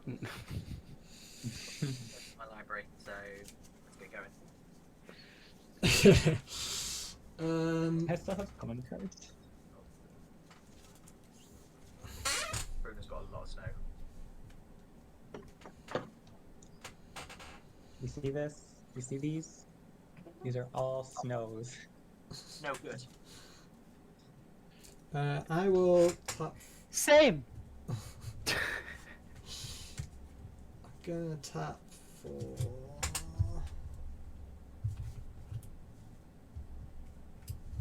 Oh my god! I was gonna say. I thought. Do I not have black? I do. 1, 2, 3, 4, 5. I'm gonna play the most amazing card in the world. Evil Eye of Orms by Gore. What was that? That was Evil Eye of Orms by Gore. It says non-eye creatures I control can't attack. But it can't be blocked except by walls. It's a 3/6. Common for 5 mana. Then I'm gonna tap for 4. And I'm gonna play Zedru the Great-Hearted. Beginning my upkeep, I can gain X life and draw X cards, where X is the number of permanents I own that my opponents control. And I can pay 3 mana for target opponent to gain control of target permanent I control. Then I'm going to get 1 from Everflowing Chalice, and I'm going to play Wayfarer's Bauble. But I can't crack it because I don't have enough mana left. Then I will pass it. Okay. Untap. Upkeep and draw. What's this? Okay, I'm gonna play an Arctic Tree tapped. Arctic Tree Line, sorry. What's that? Okay, cool.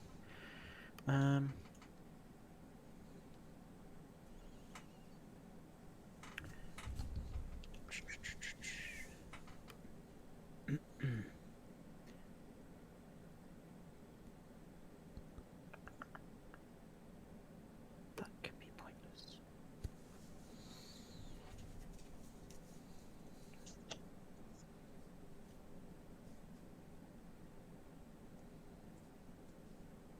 No.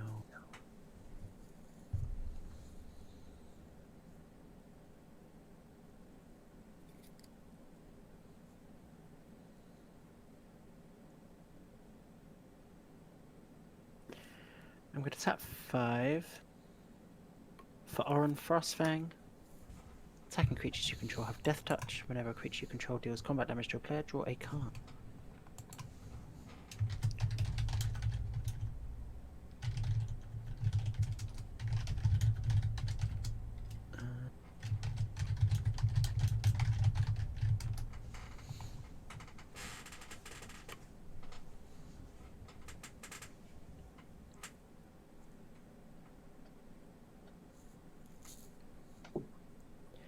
Then I shall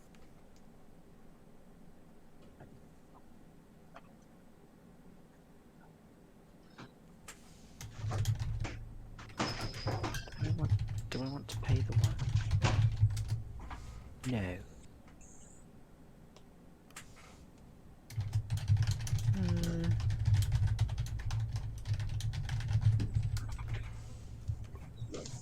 No.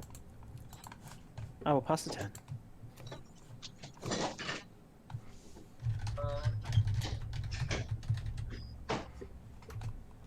Nobody gets +1, and I draw. I will play a snow-covered plane.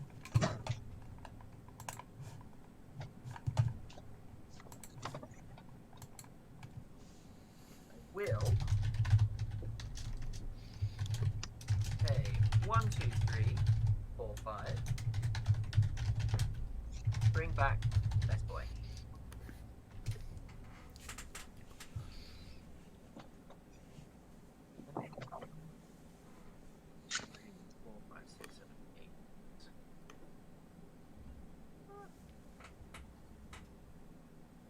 I will then go to combat. And I'm going to... I will swing Zetolpa at you, Marcus, because you have the most life. I thought as much. So I'm taking eight damage. Yeah. Certainly don't have the most life anymore. Well, that's how this works. And then I choose somebody else. It's a rolling system. I will then pay 1, 2, 3, and the 4. And I will play Baird, Steward of Argive. So creatures can't attack you or planeswalkers you control unless their controller pays 1 for each of those creatures. And I will pay 4 for a Combat Calligrapher. It's a 3/3 flyer that says Inklings can't attack you or planeswalkers you control, but whenever a player attacks one of your opponents, that player creates a tapped 2/1 white and black Inkling creature token with flying that's attacking that opponent. So if you want stuff, you can head stuff. I will then move to my end step.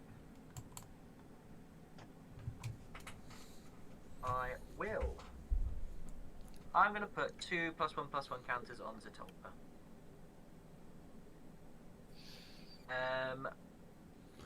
Marcus, because you did take damage, you may draw a card. Oh, I mean, I would like the treasure if that's Oh, a possibility. it's okay. Bruno, Yes. you can draw a card, Thank you. and then Marcus, you may draw the. Oh, 2. thank you. Very kind of you. Thank you, Santa. You're welcome, Sonny Jim. I feel like you're good Santa and I'm bad Santa. I mean, I'm Krampus. I am. You are. I passed 10. Untap. Upkeep and drop. I'm gonna play a snow-covered swamp, and I'm gonna make Marcus mill 2. Oh, interesting. Island. Terramorphic Expanse. I'm going to tap 3, Glacial Revolution, or Revelation.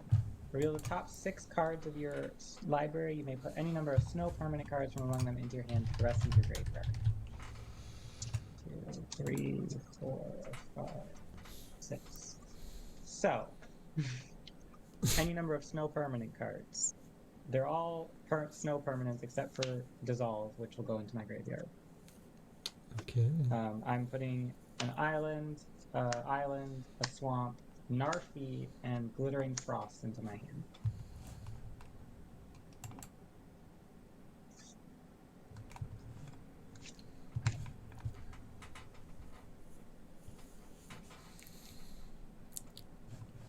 Then I'm going to tap 7. And I'm going to bring out Jordan. When he enters, I'm going to make Adam mill 2. Planes and an Arkham's Astral Globe. Alright. And that is my turn. Cool. Untap.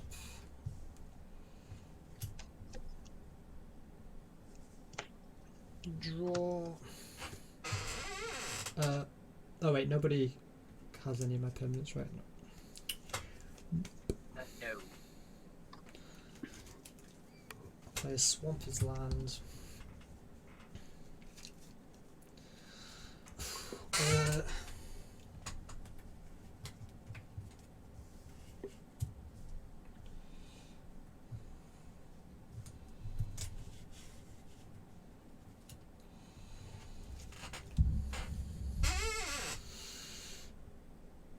Okay.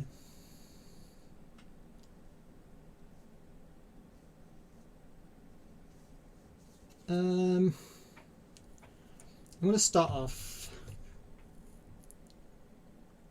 by paying 3 mana,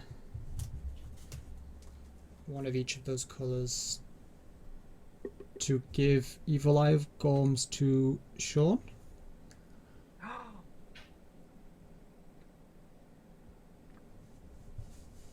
Because Zetalpa is very scary, Yeah.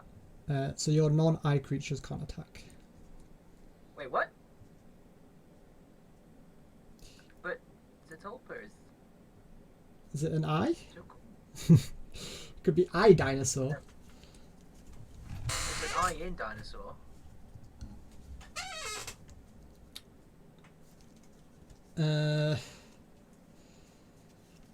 I'll go 1 white, treasure for the second white, and another for 9 lives.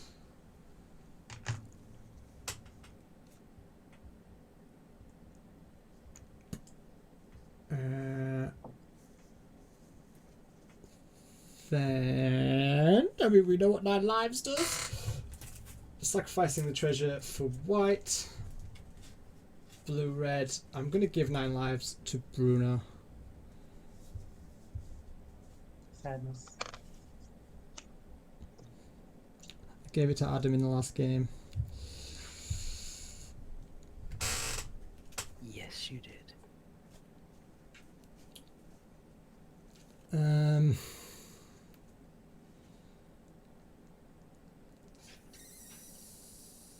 Then I will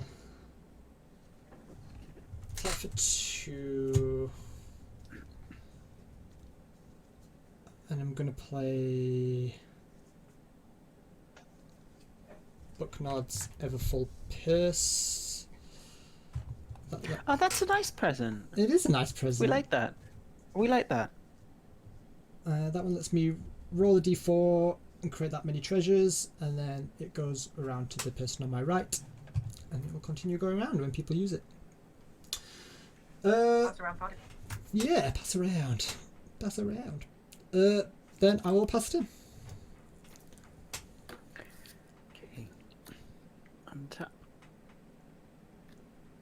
Upkeep and draw. Okay. I'll play a snow-covered plains for turn.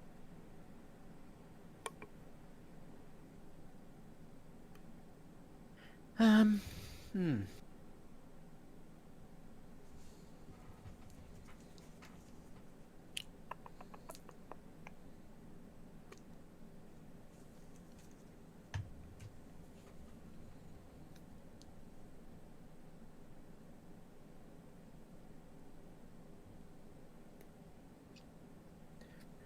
Oh, I really haven't to play.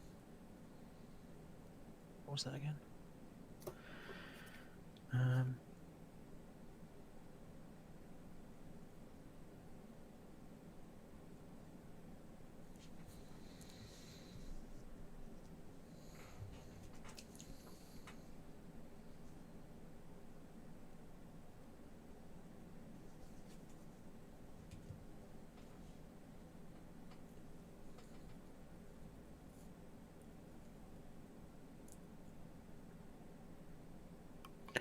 Oh no, that would be very sad.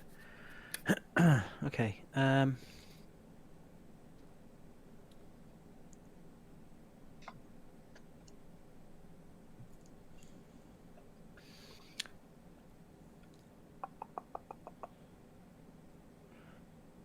just gonna go to combat. Bruno, I'm just gonna go at you with 2 Death Touch. Or Fang. I'll block with my Eyesight Troll. Okay.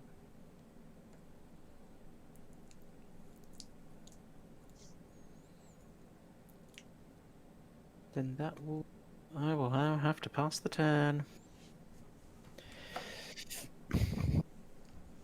Once I make my move. No, Adam, no. What is it? going to sacrifice himself. There must be another way. There is. I will tap 2 for an arcane signet.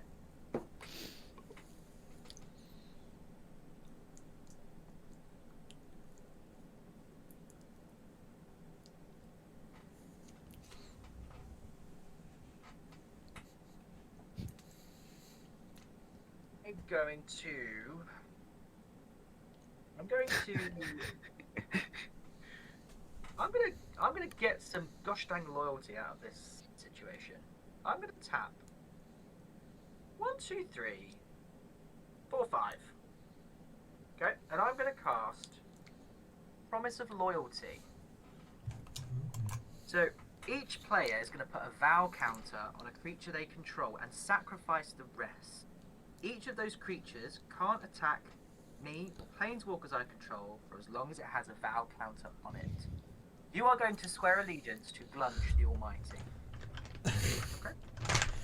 Vow counter. I swear. I swear. And I expect that loyalty to be honoured. Okay. Okay. You do the same thing, right? Yes. Tolpa gets the vow of loyalty. It's not a noise. Nothing else in the pitch.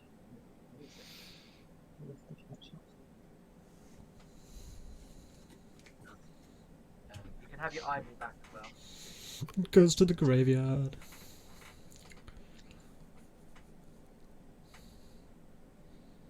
That must be 7. 1, 2, 3, 4, 5, 6, 7. Nice. I am then going to go to that. And Adam, you do have the most life. Mm-hmm. So I'm going to swing Zitolpa in the air at you. It is a 6/10 with double strike. Vigilance, trample, flying, indestructible. It's got lots of stuff. A 6/12 in the air. Yeah. Okay. I'll take the 12. Nice. Uh, Second main phase. Let's have 1, 2, 3, 4, 5, 6, 7. Bring back Santa, everybody. Santa.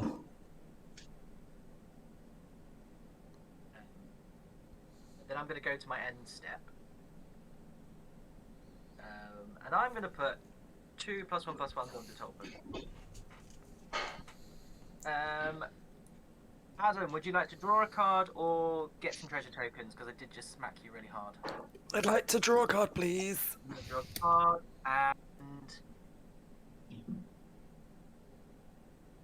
I mean... Oh... You are on the lowest level market. I will let you create 2 treasure tokens. Okie doke, thank you. You're welcome. And then I will pass my turn. Test. Upkeep and draw. I'm going to play a snow-covered island. I'm going to tap 1, 2, 3 for Glittering Frost, and I'm going to enchant one of my other forests. And then I'm going to Yay, to glittering frost. tap 5 for Narfi, the Betrayer King. No So it fair. gives my other snow and zombies +1/+1, and I could pay 3 to return them from the graveyard to the battle tower. I'm gonna swing Jorn at Marcus. Yeah, was he? Untap my land. Is he 3/3? and Jordan. 4. He's a 4/4. Oh yeah, because he's getting buffed. Yep, I'll take 4. And then I will pass. On your end step, I am gonna tap 1 for roll a d4.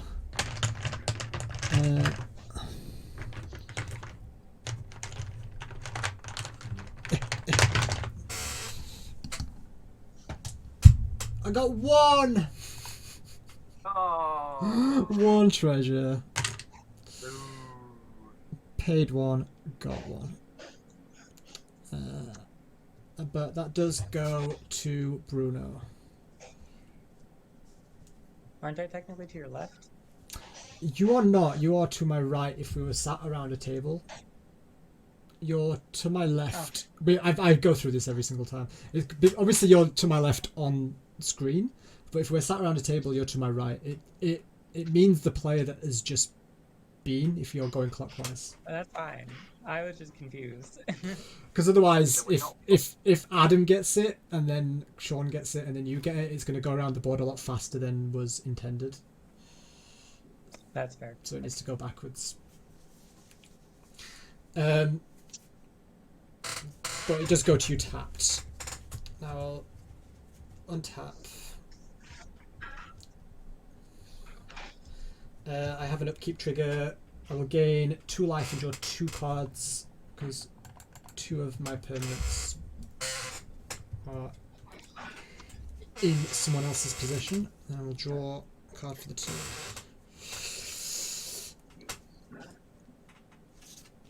Okay.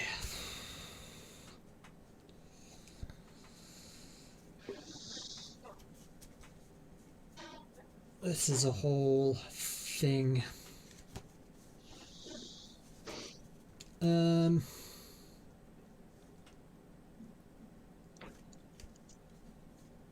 gonna go with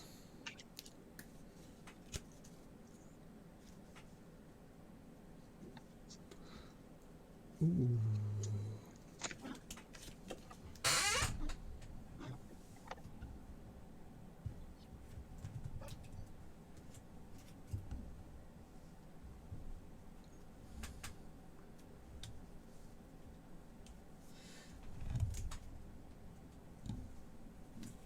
Okay. I'm gonna pay 4 mana for Grid Monitor. It's an artifact creature that says you can't play creature spells.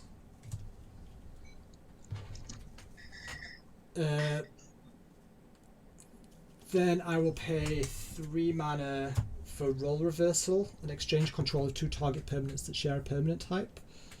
So I would like to give you, Sean, Grid Monitor, and I will take Zatalpa. No, I don't consent. Thank you. No, I disagree. Oh, bugger. But it does have a loyalty thing on, so it can't attack you, I believe. I will swap. Yeah. Does he keep the counters when he goes to you as well? He does, because he doesn't leave the battlefield. So he's currently got 4+1/+1 to him as well. Yeah.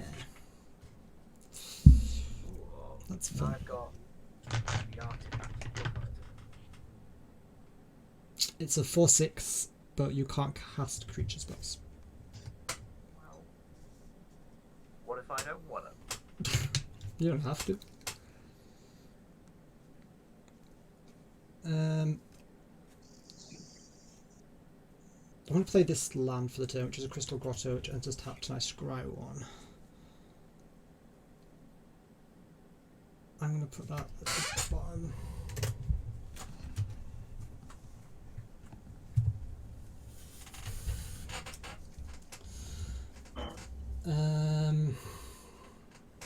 Then I'm going to tap for 3. I'm going to play Demonic Law. When it enters the battlefield, I draw 3 cards. And at the beginning of my end step, I'll lose 2 life for each card in my hand. So I will draw 3.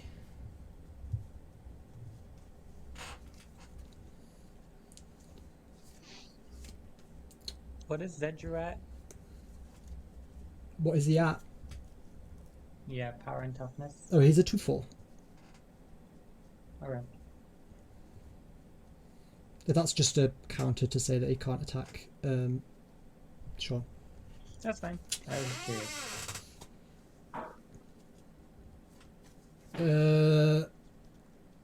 Then I'm going to.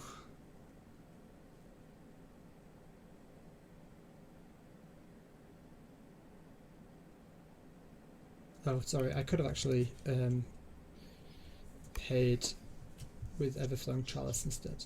So I have a untap mana because now I can tap that and 2 treasures.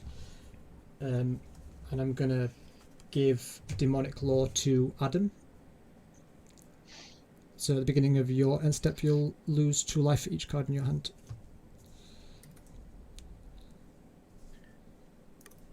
Cool. Then that's me, Alpaston. In your end step, I'm gonna tap 1, 2, 3, 4, 5, and sacrifice Mouth of Ronan to burn Zedru for 4. Sure.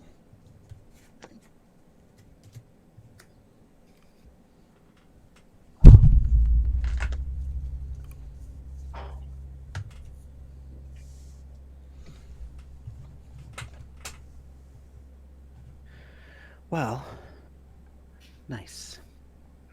Better get spending. Right, untap, upkeep, and draw.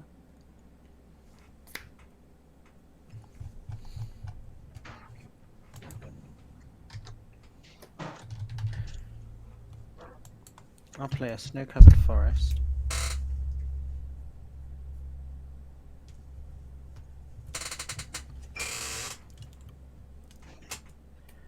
I will tap 2 to play a Cold Steel Heart. And feel tapped. And battlefield, choose a color. Add 1 mana of the chosen color. I don't know. I choose as a blue. God,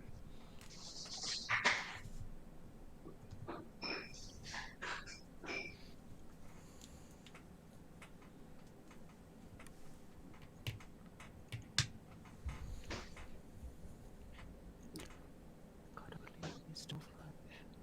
Oh my god.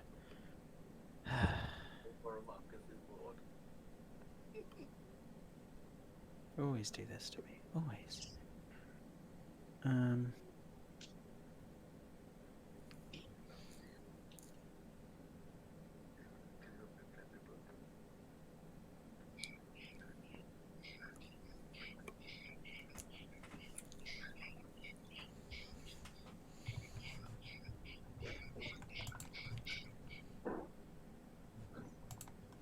I'm gonna tap.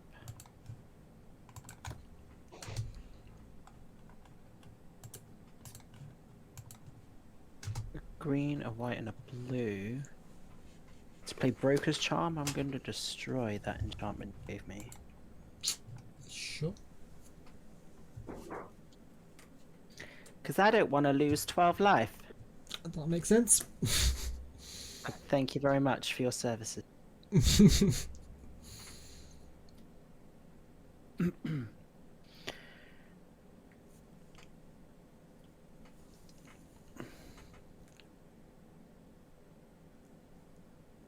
have I got here? 1, 2, 3, 4, 5 mana left.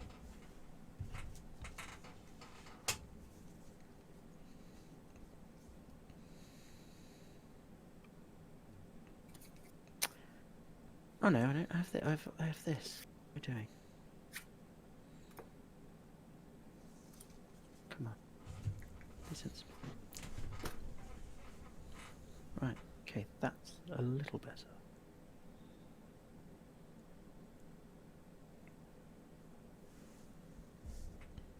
Oh Christ, I'm at the lowest life. Okay, this is...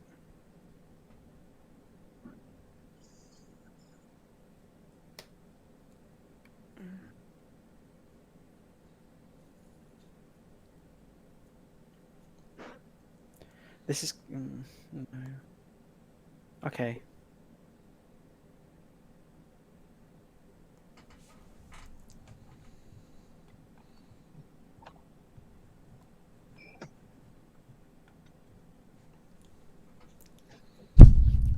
Okay, I'll just do this. 2, 3, 4. Display glacial plating. It's a snow enchantment. Or enchant creature, which I put on Azu.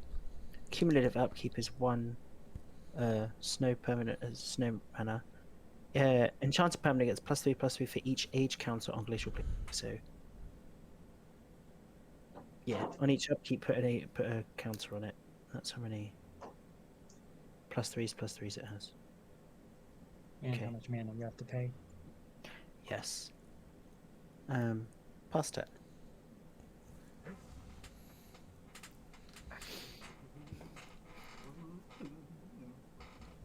Untap. What could I do?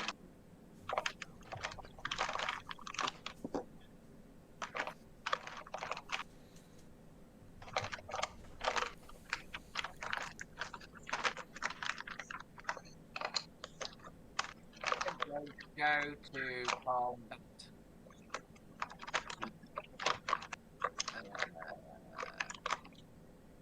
Bruno, I'm going to swing this force at yourself.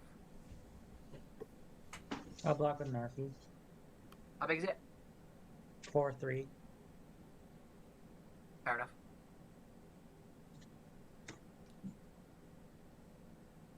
I guess I've still got this artifact then. Dang it. I don't know why you swung at me. Neither of my things can kill it. Well, I was hoping you'd like double block it or something.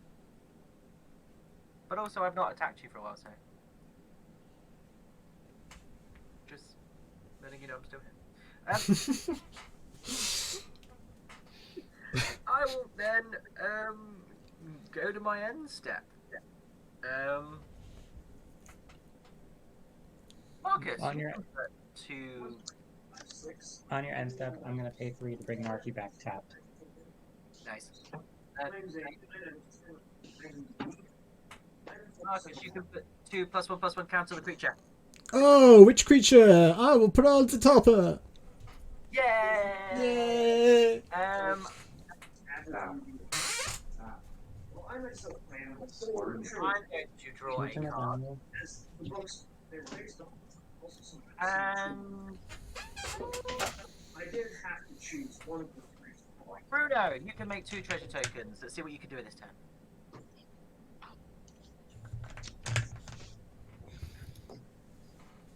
And I pass my turn. Untap. Upkeep and draw.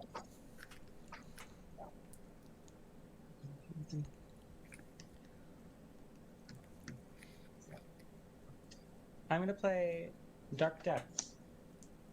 It enters the battlefield with 10 ice counters on it. I could pay 3 mana to remove an ice counter. And when it has 0, I sacrifice it and make a 20/20 avatar with flying and indestructible. I'm gonna sacrifice one of those treasures to use the coin purse and roll a d4. And it will go to Sean. If I can find one.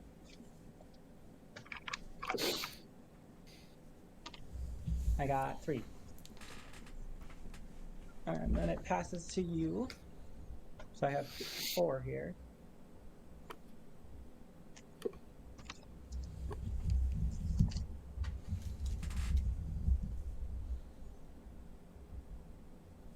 One, two, three, four, five.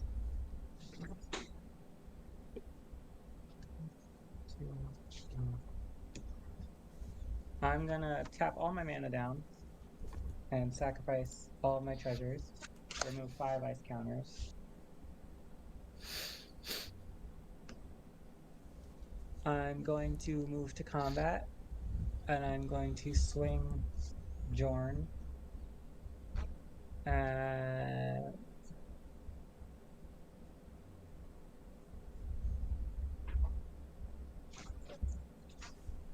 why not? I'll swing it at Adam. He's a 4/4. And he untaps all of my snow permanents.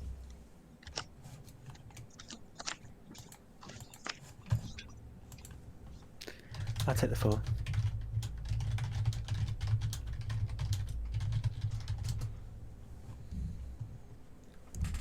I'm gonna tap 2 for a Pilfering Hawk. It's a 1/2 with looting. And I'm gonna pass turn. Ooh. On top.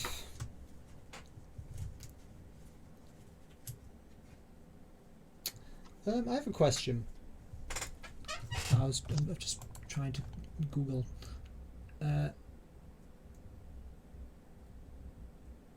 If someone has a combat damage trigger, and 9 lives says its damage is prevented, do you still get the combat damage trigger?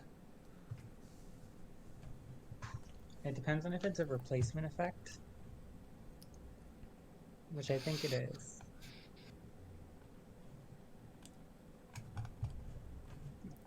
So if the trigger says when this permanent deals damage, it won't trigger. But if I don't think it will trigger. Deals combat damage.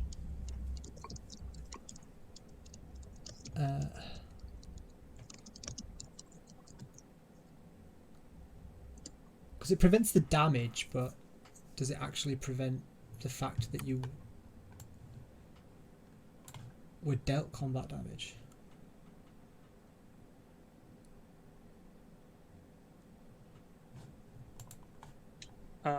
Creatures that it was assigned 0 or less damage this way don't assign combat damage at all. So if the replacement effect makes the damage 0, it doesn't assign combat damage, so the ability won't trigger. Okay. Okay. It's good to know. Okay. Okay. So I currently have a 10-10 double strike. Oh, sorry, 10-14 double strike flying indestructible.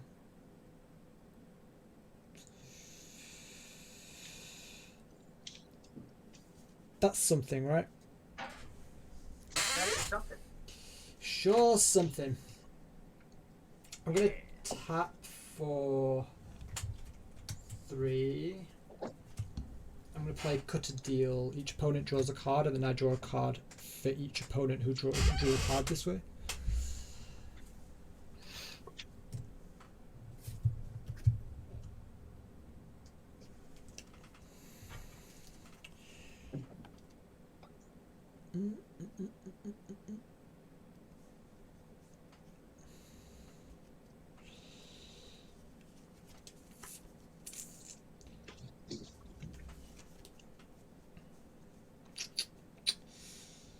Okay.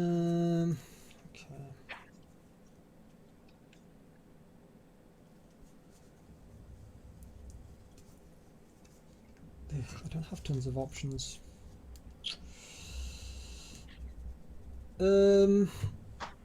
So I could take Adam out. How do you feel about that, Adam? Well, you did it last game, I suppose. You I did did. it last game. Well, yeah, you did it, to be fair.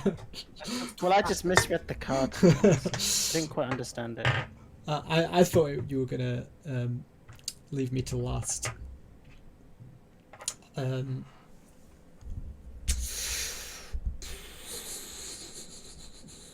But I don't have to take you out of the game. If you know, we have a little dealy deal. We could have a little truce. little Adam, little do you remember trucey truce. Very naughty. I'm not being naughty. I'm trying to survive. Arcus is very naughty. You don't be careful. He's a naughty boy. I just don't want to be. I mean, to be fair, I can just block your commander, so it's not the end of the world. Yeah, I just don't want stuff happening. You get me, right? You understand? You catch my drift?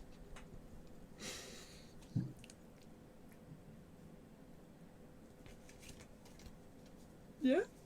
No? Maybe? Sorry, who are you talking to? You? Me? Well, sorry, what did you say? I'm trying to make an allegiance. Well, I can't hit out with anything. I have like one creature, so I'm not going to be doing anything, to be honest. I'm drawing nothing but lands right now, so... To be fair, yeah. Michael did say just end the game. Alright, I will... Yeah, I'll attack you, Adam. We'll try and end the game. Because it is 5 past midnight. That is fair. Yep. Can't do anything about that. Okie doke. Then second main phase, I will... I'm gonna tap for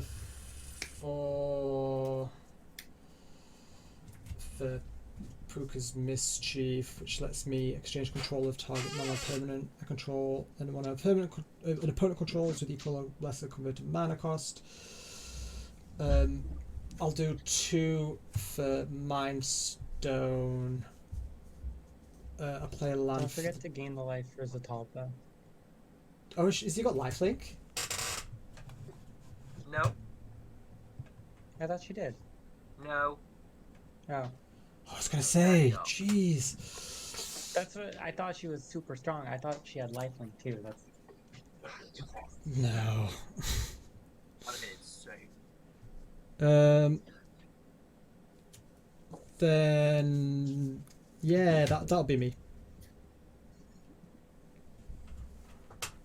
I will burn. Yeah. Draw.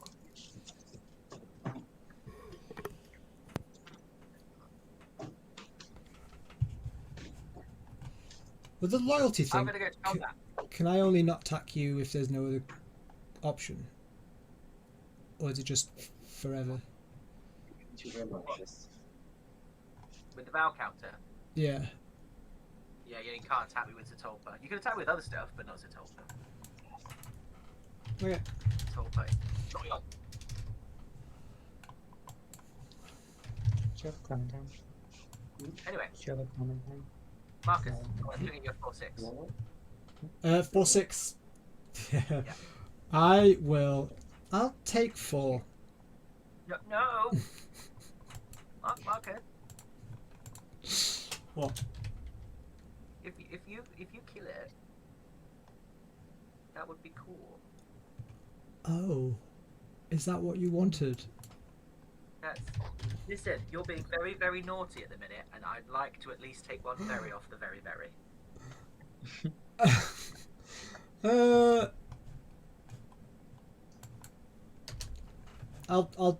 I'll do it next turn. Oh. Okay. Well, I will have a go at this pass around Vipers, and I will tap 1. And I will roll a d4. Okay. I don't have to hand. However, spell table does a thing, doesn't it? Whoops. I need a dice. D4. I rolled a 4. I'm gonna have 4 treasure tokens, and I will give you back your purse. Thank you. You're welcome.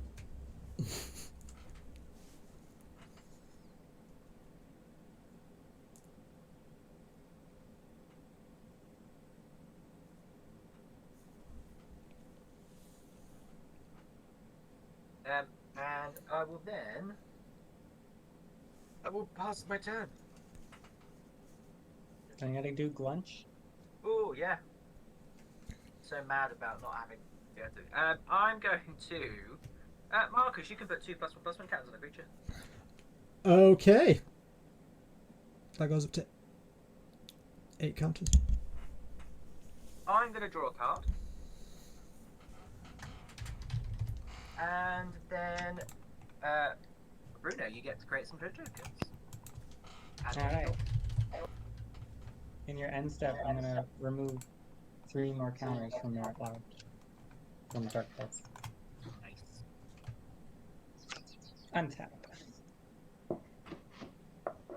Upkeep and draw. I'm going to play a snow-covered island.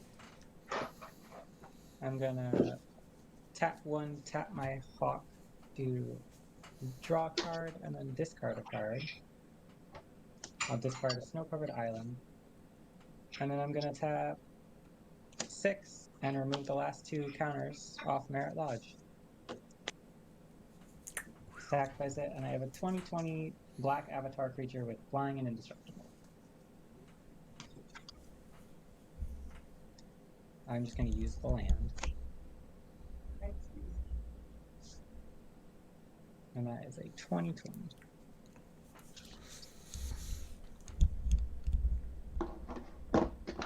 Oh, we both have flying indestructible. Twinsies.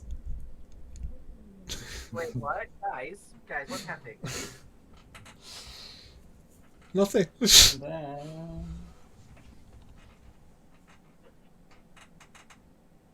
And then I'm gonna move to combat, and I'm gonna swing. Am I though? No, I am not. I'll move through combat to my end step and end turn. Cool. On your end step, I'm gonna tap 2. I'm gonna sacrifice Wayfarer's Bauble to search for Landy McLands. Let's go with the planes.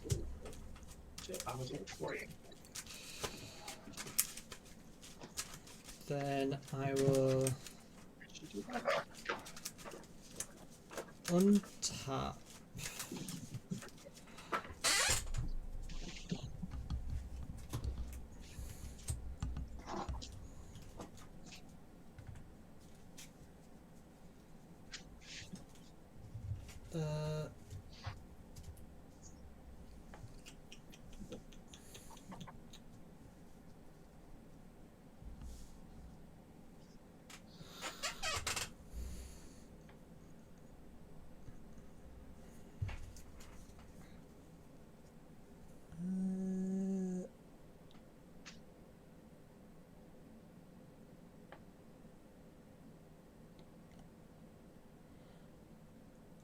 With the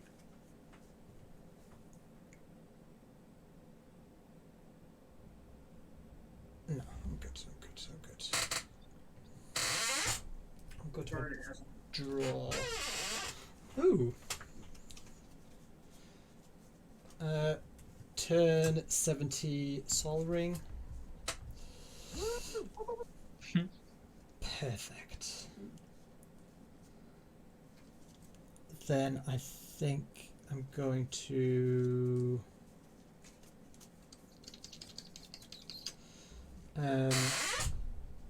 1, 2, 3, 4 for Jonna.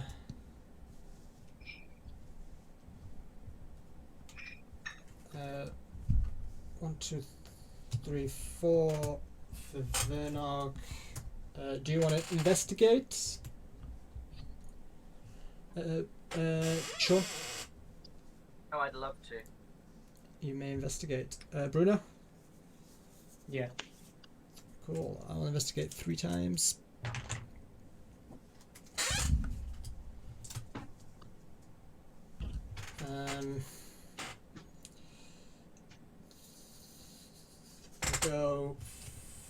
for John Orenicus, Shattered One.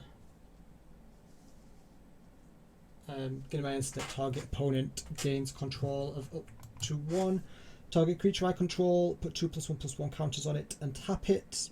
It's goaded for the rest of the game and it gains this creature can't be sacrificed, and when a creature I own but don't control attacks, I draw a card. What card is that? John Orenicus, Shattered One. Got it. I'll play a land for turn.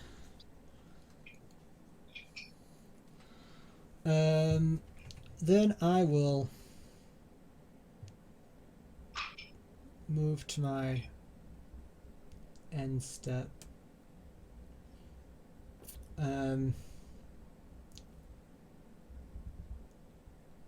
I am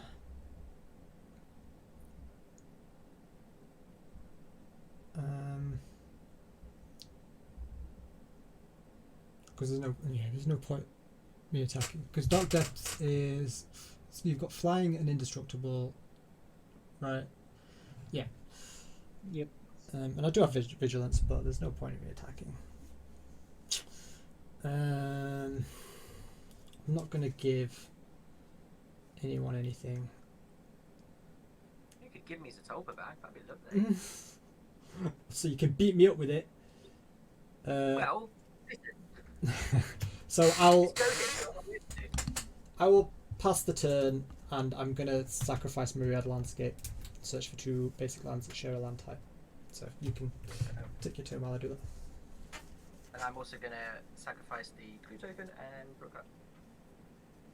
And then untap.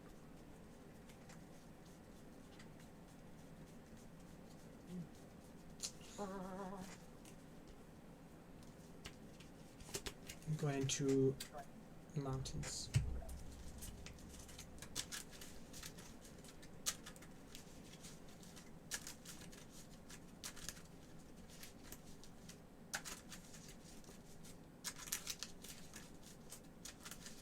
I'm going to play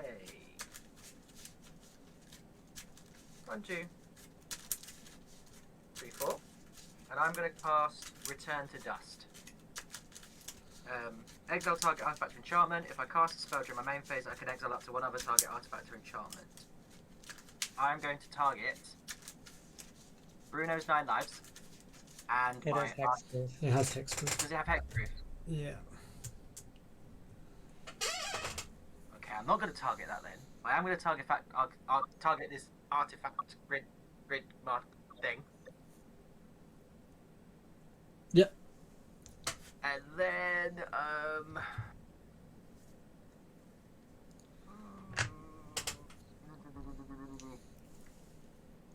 what enchantments are on the board then that I can target? Enchantments or enchantments and artifacts? Enchantments first. I have I the have a Glittering Frost. and I have the Puka's Mischief. Okay.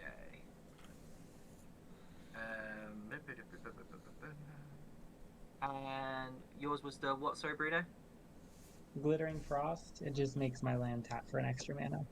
Cool. And then what artifacts do you have? 2 treasures and a clue. Cool. I have all the mana rocks, the Everfull Purse, Sol Ring, Mind Stone, Everflowing Chalice, and then I've got clue tokens and a treasure.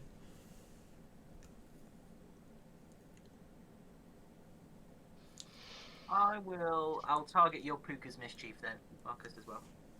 Okay.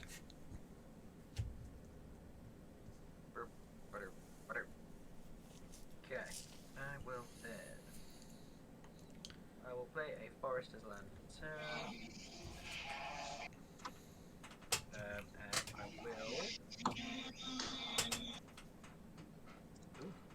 And I will pay 2 for a Zenith Chronicler. So whenever a player casts their first multicolored spell each turn, each of them may draw a card.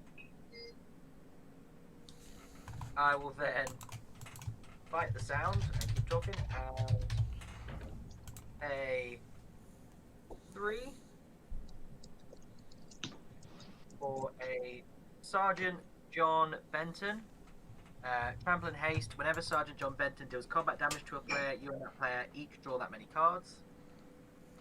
Okay. So do me and Bruno draw a card off Zenith Chronicler? Yes.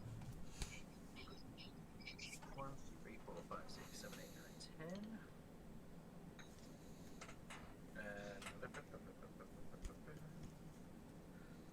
I will then pay 2 for a Sakura Tribe Elder, and I will pay 1, 2, 3, 4 for Lulu, Loyal Hollyphant. Whew. Those are all the creatures I was collecting while I had that artifact thing on the board. Nice. I will then go to combat. Bruno, would you like to draw some cards? It won't work. I have 9 lives. And Marcus, would you like to draw some cards? You and that player each draw that many cards. Yeah, I would like to draw some cards actually, yeah. Cool. I will send Sergeant John Benton your way. Cool, I will not block. And take 2. Let me draw 2 cards.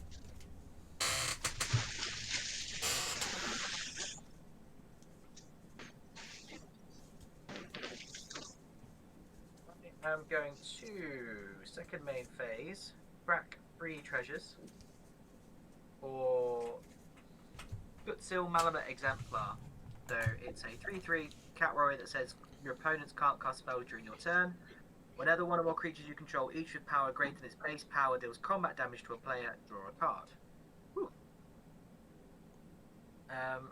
I will also, before my end step, sack Sakura Tribe Elder and search for a basic land card. That'll do. Change this there. Put the battlefield tapped. And now I will move to my end step. I will, because a permanent left the battlefield under my control, I will, untap Sergeant John. Give him +1/+1. I will then,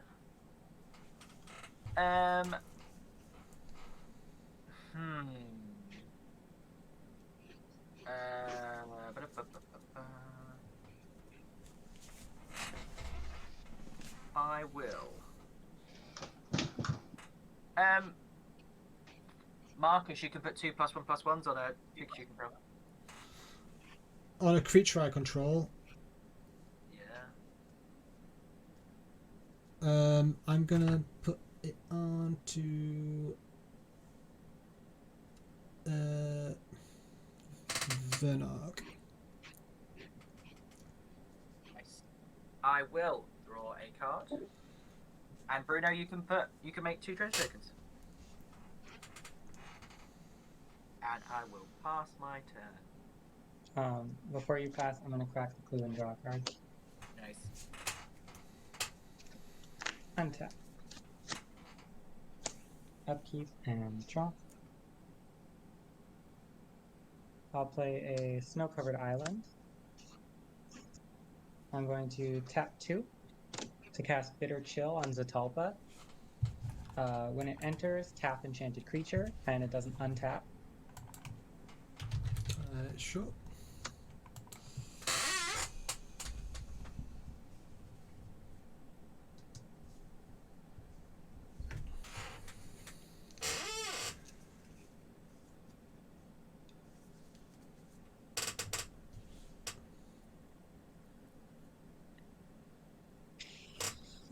I'm gonna tap 3 for Wren and Realm Breaker.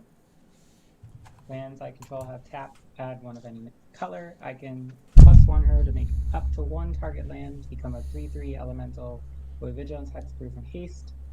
I can -2 to mill 3, put a permanent from the mill into my hand, or -7, get an emblem with I play lands and cast permanents from my graveyard. Do I even have any permanents in here? I do actually.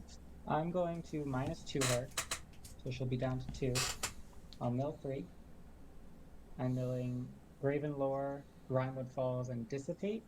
And then I can return a permanent card from among the milled cards into my hand. So I'm going to do Rimewood Falls.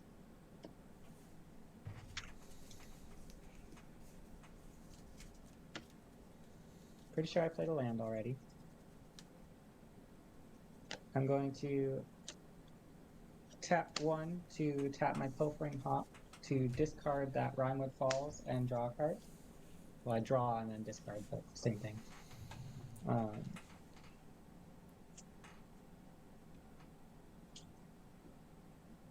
I'm going to move to combat.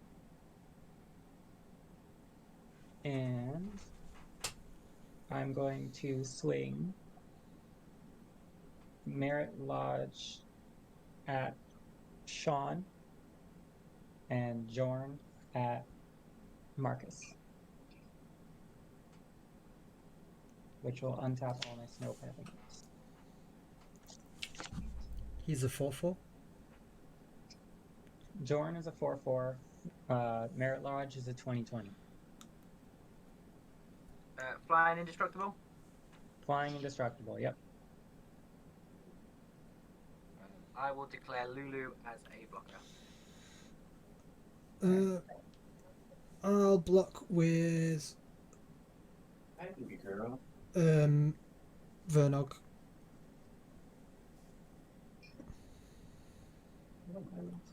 All right.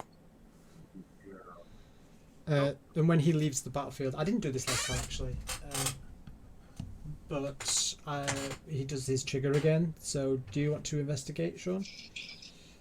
Yeah, I do. What about you, Bruno? Yeah. Okay, so I'll get another 3. Second main phase. I'll pay 2 and crack that clue to draw a card.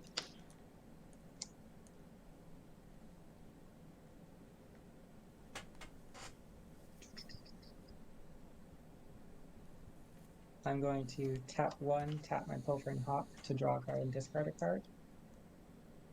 I will discard a snow-covered swamp.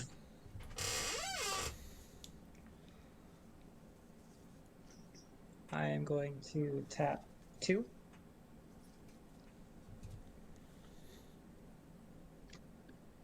For an Ice Cage, targeting Bajorna. Enchant creature, it can't attack or block, and its activated abilities can't be activated. When it becomes target of a spell or ability, destroy Ice Cage. When she becomes the target of a spell or ability, Ice Cage goes. Okay. Yes.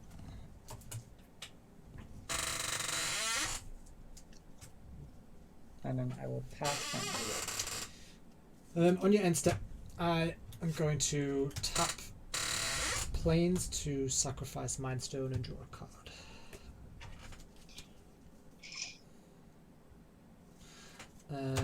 Now we'll untap.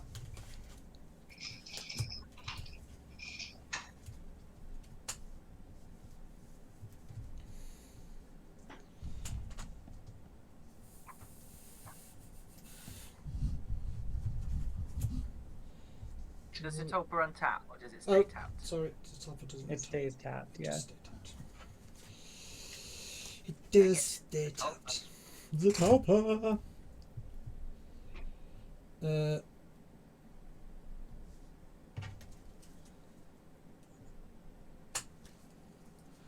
Okay. I'm gonna tap for 1, 2, 3, 4, 5.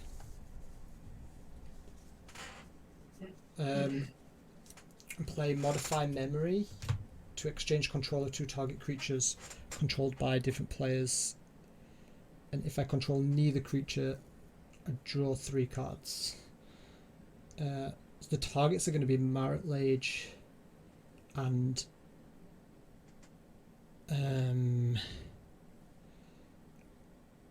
John Arenicus. In response, I'm gonna sack 3 treasures and cast Didn't Say Please and counter it. But I didn't say please. That's twice you got me with that. You didn't learn either. Well, did I? Because now I can cast the spell that I actually wanted to cast. I still have 4 cards in my hand. I know. Obviously, you could still have a counterspell. So, Soul Ring for Arcane Signet.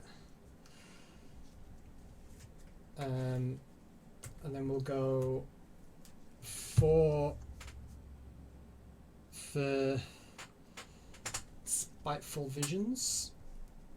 At the beginning of each player's draw step, you draw an additional card, and whenever a player draws a card, Spiteful Visions deals 1 damage to that player.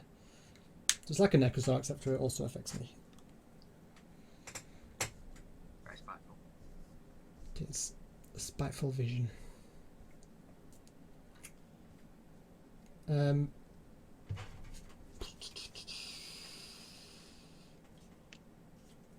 Okay, is that resolving?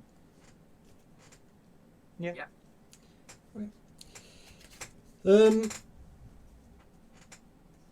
Then let's go with.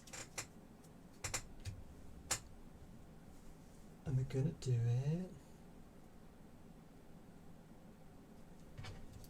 it.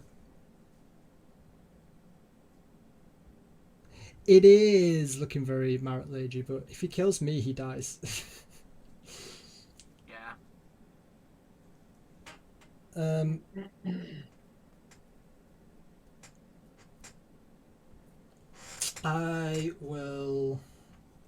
going to play Seachrome Coast as my land for the turn. Oh, sorry, before I forget as well, I've just realised Spiteful Visions is multicolored, so Bruno, you and I get to draw a card from the Zenith Chronicler. You do, and you won't take the damage because it's on cast, right? Yes. Yes. Nice.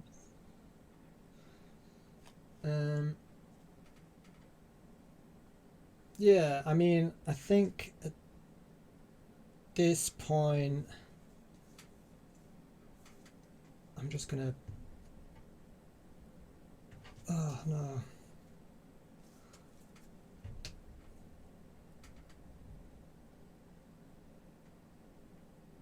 Ugh, it's so annoying. Yeah, let me we're gonna play what's his face again? What is this face? Vernog, paying 6 mana. ETBs, would you like to investigate? Yeah, I'll investigate again. What about you, Bruno? I'll lose a life.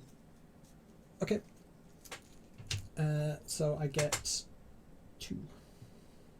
Oh, I went from 6 to 2. I actually should go 6 to 8.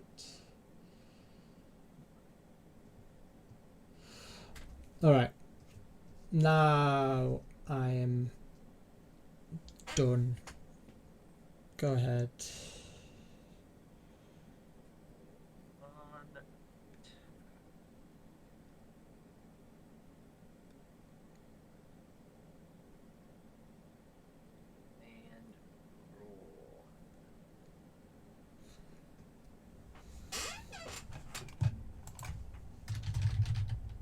I'm gonna play an overgrown farmland of my land for turn. Did you draw 2 and take 2 damage? Oh, I did not. I forgot about Spiteful Visions. Delightful. Bong bong.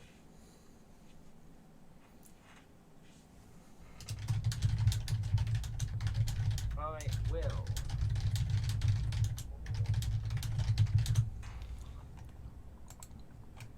I will pay 2, sack one of the clues to draw a card. Lose a life. And I'm going to do the same thing again.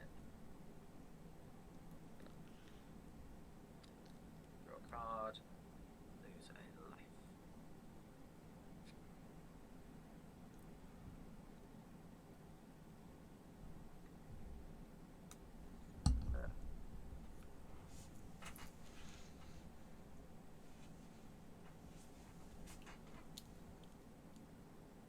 Nobody's my friend at the minute, which is a problem.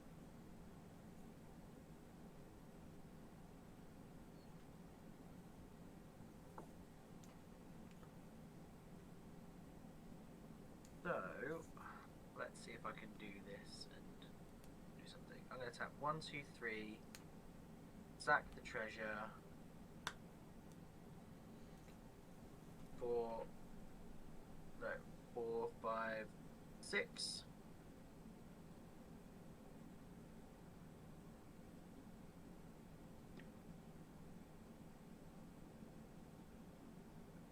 And I'm going to cast Crisis of Conscience. It's a sorcery. I'm going to choose to destroy all non-land, non-token permanents. Oh, that would take Bruno out of the game. Yeah. Well, that does. I don't have a response. I also Yeah. don't have a. Well, all non-land, non-token permanents. Okay, I do have a response. You can't cast spells during my turn. I am not casting spells. Oh, well, you go ahead then. I'm gonna tap 1 to roll on Bucknard's Everfull Purse. It's a D4. 1 treasure. Amazing. And then token stay, right? Yeah, token stay. Okay. All non-land permanents go.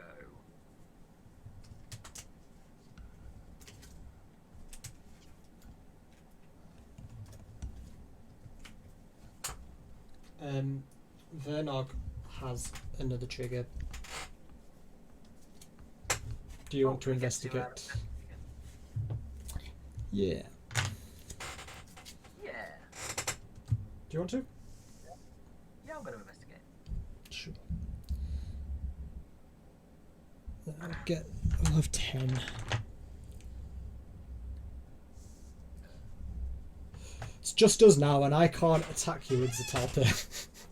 Yep. Great. Which is awesome. I'm then going to tap 1, 2, 3, 4, 5 for a Sunscorch Regent. It's a 4/3 flyer that whenever an opponent casts a spell, I put a +1/+1 counter on it and it gains a life. Nice. And that is my turn. New end step, I'm going to tap 1 and 1 treasure and go to 9. Draw a card. And then I'll tap for my turn. That enchantment was destroyed, so it does mean that Zatalpa does untap. So I can't attack you, but at least I can block with him. Zatalpa's just going to look menacing. Yeah, it just looks pretty. And I'll draw for the turn. Right. Now to try and search for an answer. 2 mana, sacrifice a clue, draw a card. 2 mana.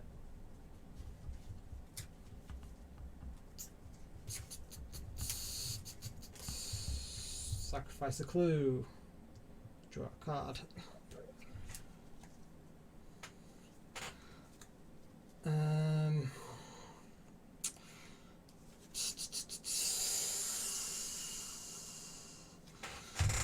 Two mana.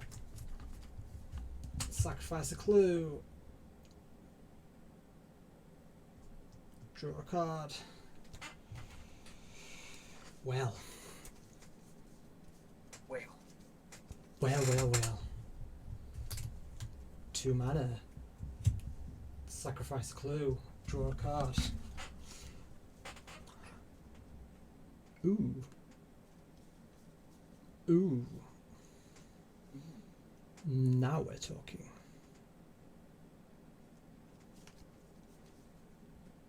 Are we? Are we talking? That's the thing. Are we talking? Or are we just making noise into the void?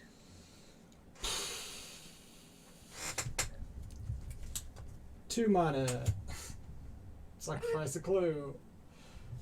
Draw a card.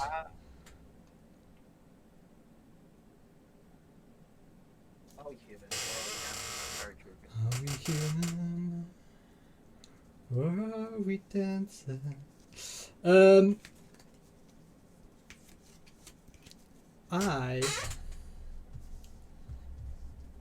am going to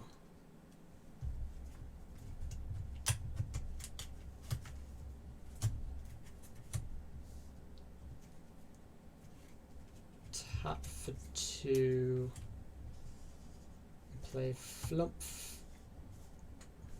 Yeah, that's right. Tap 2 black and sacrifice a treasure for a 3rd black and play Underworld Dreams. Whenever an opponent draws a card, Underworld Dreams deals 1 damage to that player.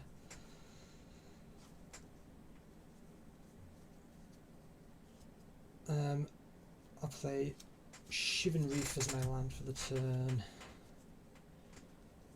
Then I'm going to play for 2 Humble Defector. I can tap him to draw 2 cards and target opponent gains control of Humble Defector.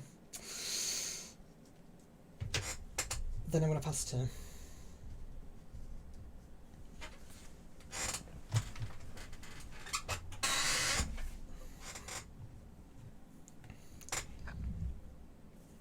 Never thought I'd say this, but I need to find an answer to Zatopa.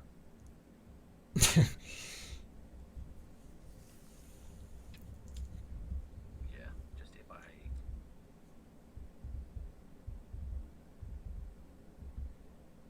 I'm going to pay. Oh, take a damage for drawing a card, don't I? You do, yeah.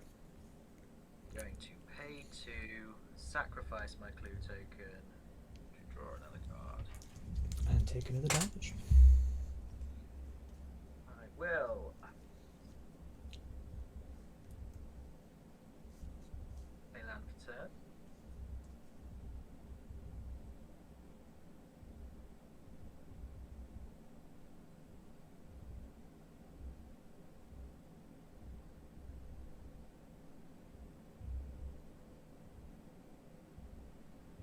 We will then tap 1, 2, 3 for a Duelist's Heritage. Cost me 9. 1, 2, 3, 4, 5, 6, 7, 8, 9, 10, 11. How much more? 1, 2, 3, 4, 5, 6, 7, 8, 9, 10, 11. I will.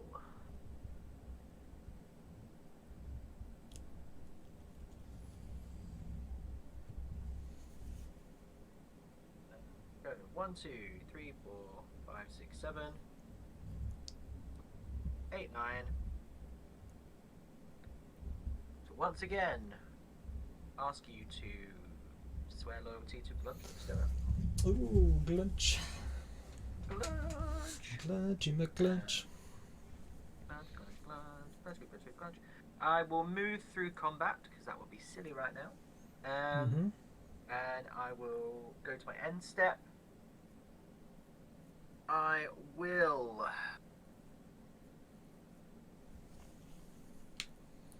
You may put 2 +1/+1 counters on a creature. Ooh. Let's put 2 counters onto Flump. Oh, and I will draw a card. And you take 1 damage. I will, yes. And nobody gets treasure. No.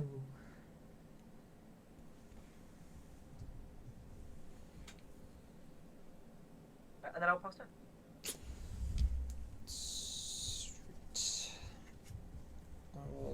untap. Draw. How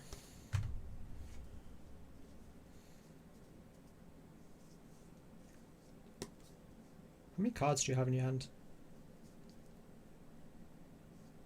7.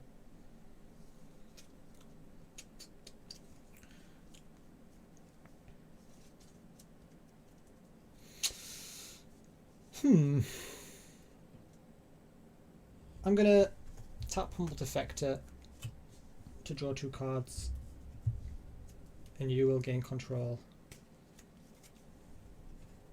of Humble Defector. Lovely. Let's.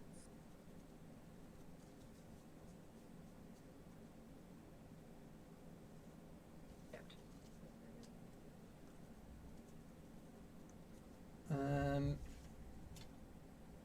Then we go.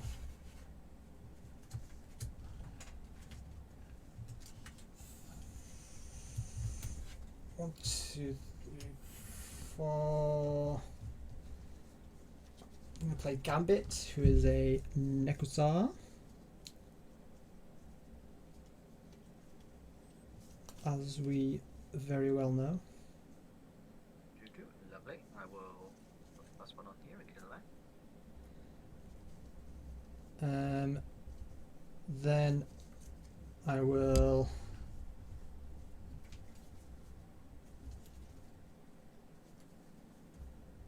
I'm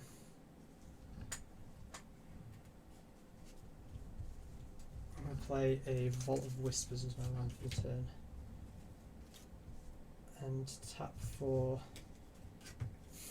4 to play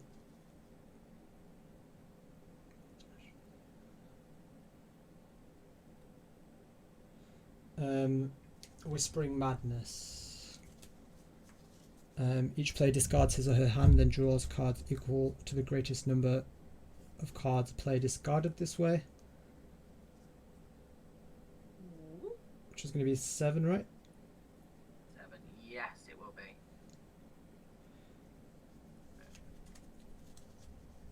So we discard, draw 7, Yep. and you In will. response, hang Yep. on, I'm gonna actually be a bit cheeky. That's alright. Yeah, go ahead. Can only do one thing with these, so there'll be 6. I'm gonna tap green, and I'm gonna fog to prevent all damage that we dealt this turn through combat. Through combat. And that means it Okay. can be 6. Yeah. Okay. So I gain that and a life. No, I don't, because it's an opponent thingies. No, Whispering Madness. Get it for the Whispering Madness. Sorry, yeah. And then I'll draw 6 cards and take 12 life. yeah.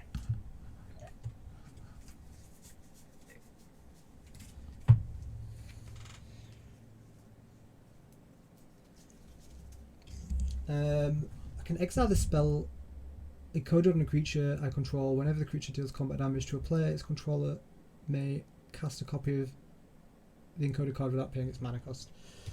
So I'm going to encode it onto Gambit just in case he deals combat damage at some point.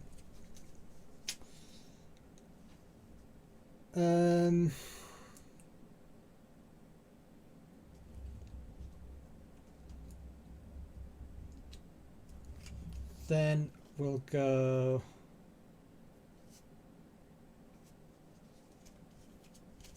four. I mean, sorry, 5.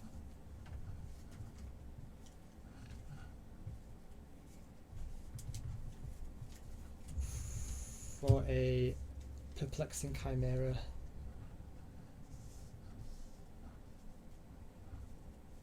Oh, is that the one that you can exchange things? Yeah! When you play a spell, I may choose to exchange Perplexing Chimera with that spell. So then I would control it. Then let's go with... Actually, no, I'm good with that. I will pass the turn.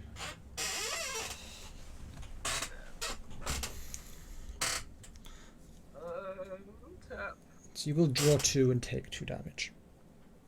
Yeah.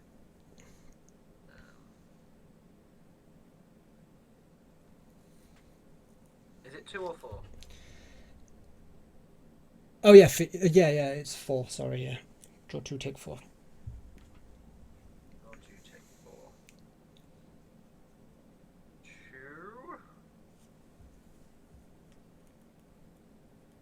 One, two, three, 4.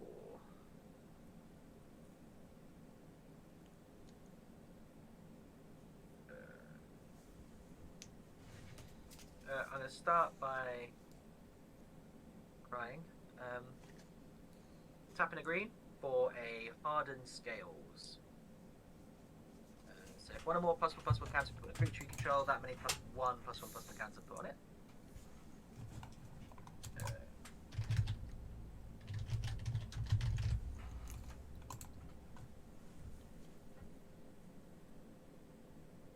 And then I will pay 1, 2.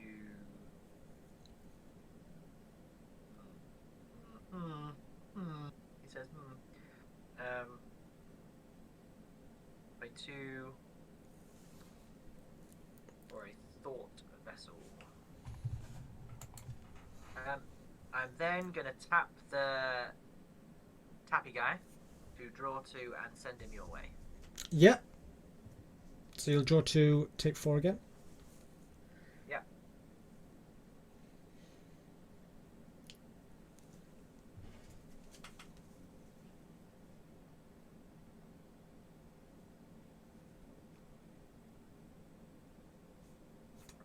Flexing Chimera. Why must you exist?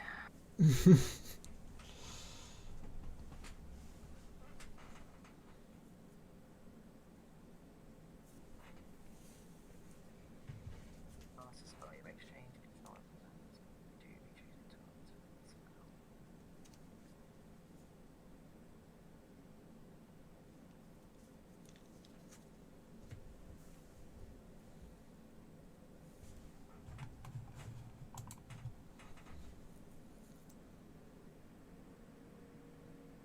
I will pay 1, 2, 3 for a ghostly prison. Yeah. Yay. Can't attack unless you pay 2 for each creature. I'm good. You don't want to ghostly prison? No. I want the thing that you're holding back. Yeah, that might be doing a thing. I will.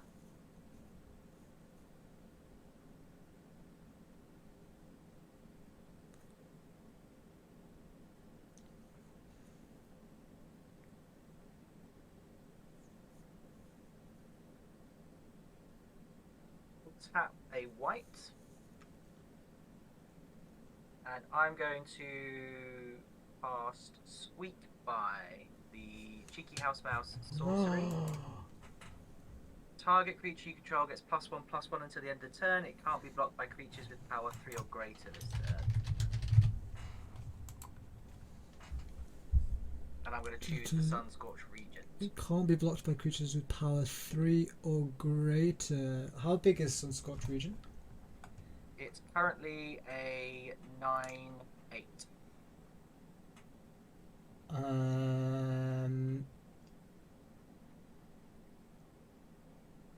Can't be blocked by creatures with power 3 or greater. What other stuff do you have on board? I've got a Glunch, and that's the only other creature I've got.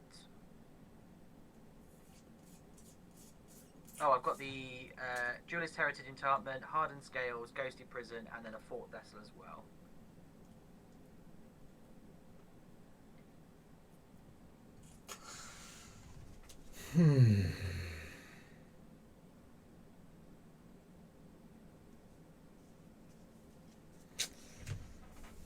I feel like You're gonna do something.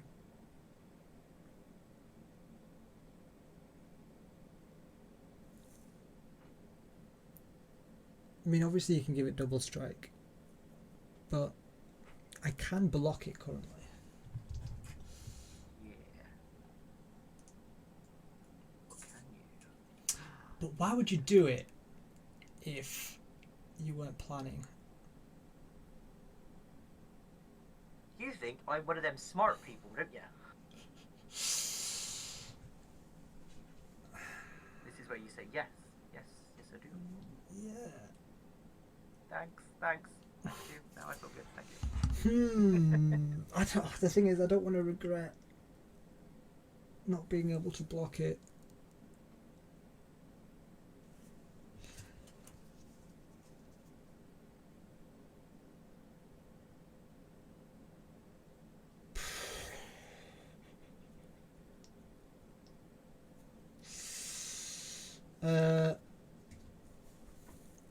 Okay, you can have it. Cool. So Scunscorch Regent is now a 10-9. Mm-hmm.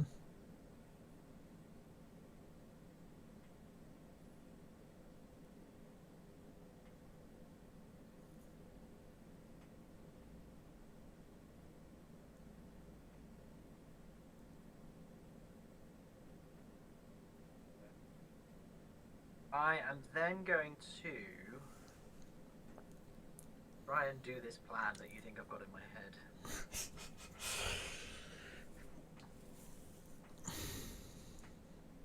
I'm going to pay 1 and cast Path to Exile, targeting Flumpy Flump Flump. Yeah. Now I will exchange control of that with Perplexing Chimera. Yeah. Targeting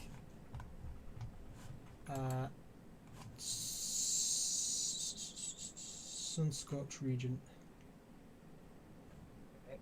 So in response to you targeting Sunscorch Region, I'm going to tap 2, cast Heroic Intervention to give my permanent hexproof and indestructible. Okay.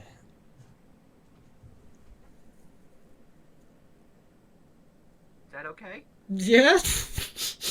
Yeah. I guess. So you get Perplexing Chimera Yeah.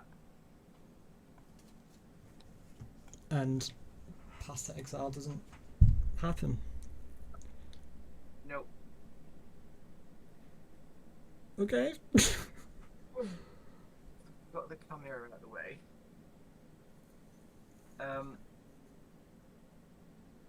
I will then go to combat, Yeah.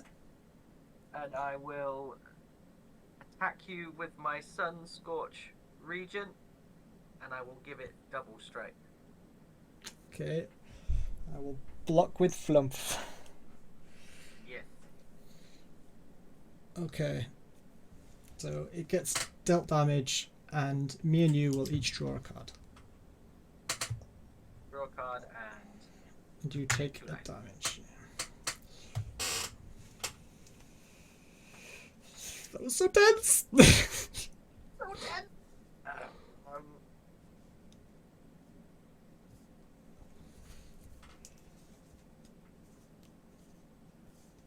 I will 1, 2, 3, 4, 5, 6, 7 mana.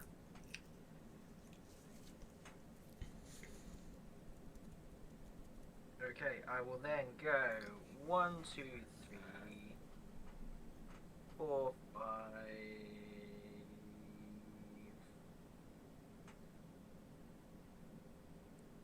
1, 2, 3, 4, 5, 6. And cast Enduring Scale Lord. Ooh. So it is a 4/4 flyer. Whenever one or more +1/+1 creature counters are put on another creature I control, I can put a +1/+1 counter on Enduring Scale Lord. Okay. So, I will.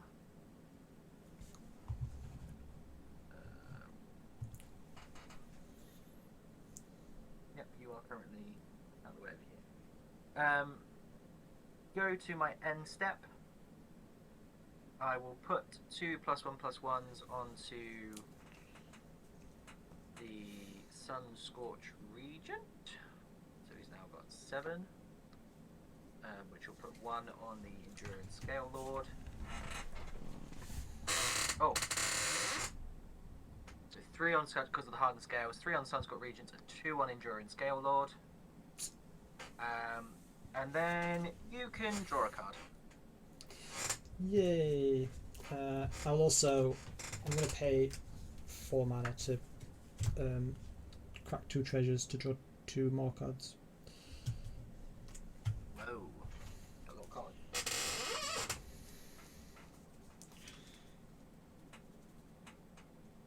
Okay. Ready? No. Yes.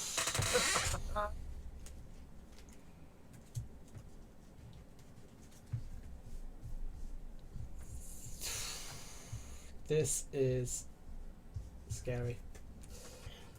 Untap. Draw.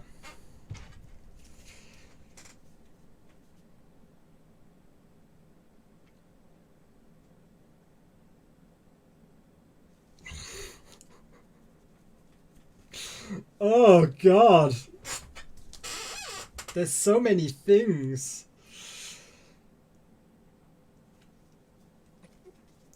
Don't you toy with me.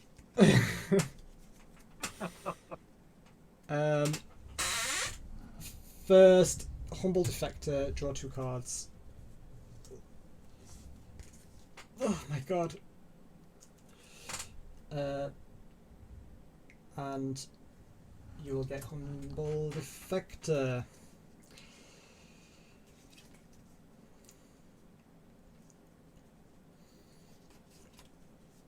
Okay.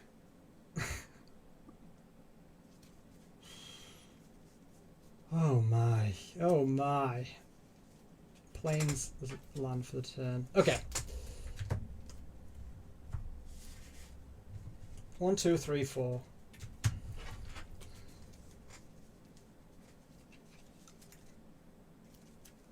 Gold Knight Castigator. 4/9 Flying Haste. If a source would deal damage to you, it deals double that damage to you instead. If a source would deal damage to Gold Knight Castigator, it deals double that damage to Gold Knight Castigator instead. Okay. Happy with that? Yep. Cool. I'm going to tap for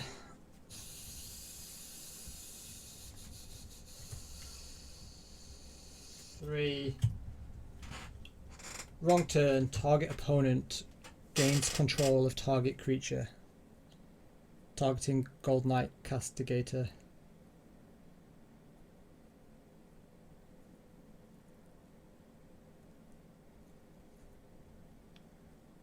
So you want me to have the Gold Knight Castigator? I do. It would mean damage done to you would be doubled.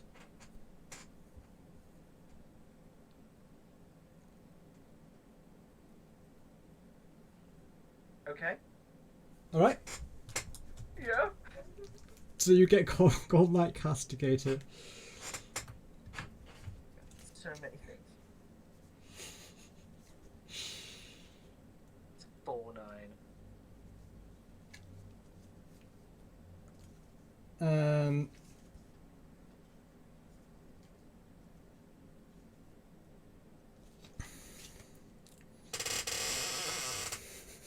Was that a spell you cast as well, by the way, to do that? It was a spell. Yes. Cool.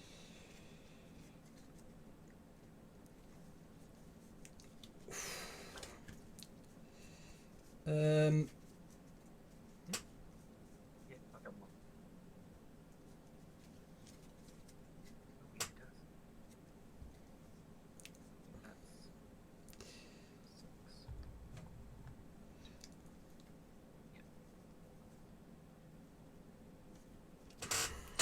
mana do I have?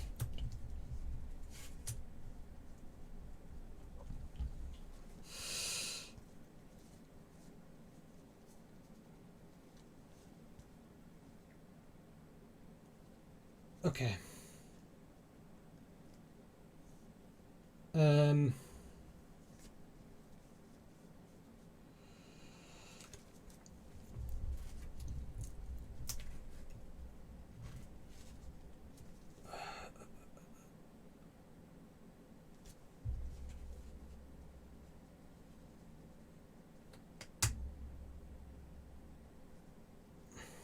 Black, black,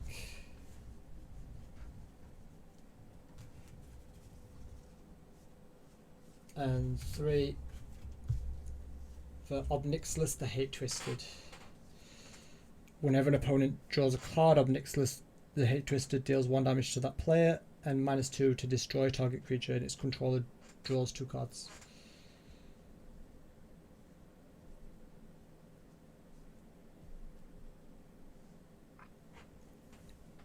Can't really let you have that, can I? It's totally up to you.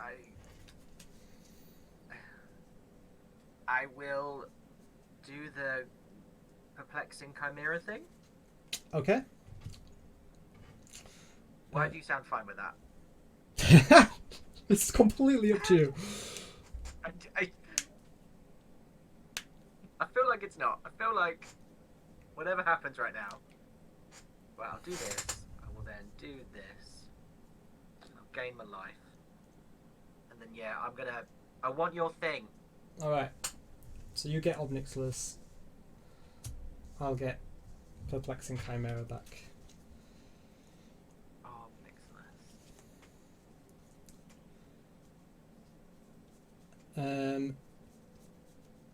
Then I'm going to tap for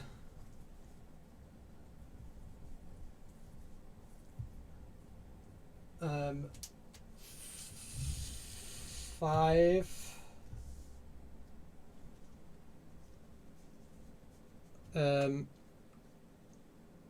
to switcheroo, which is exchange control of 2 target creatures.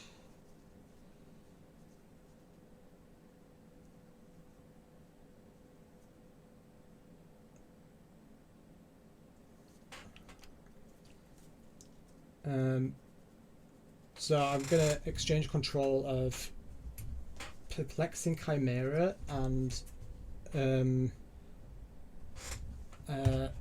Sunscorch Regent. Cool. Cool. So you get that back. Hey, I want you. Oh, I just.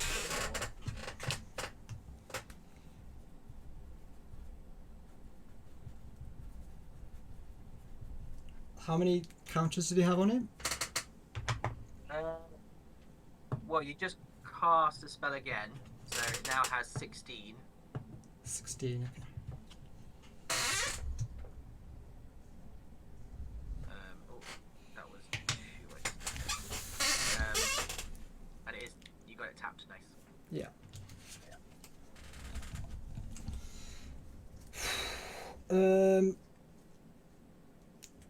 Then I'm gonna pass the turn. Okay. So I'm gonna untap. You're gonna draw 2 and take Take 8 damage. Yeah.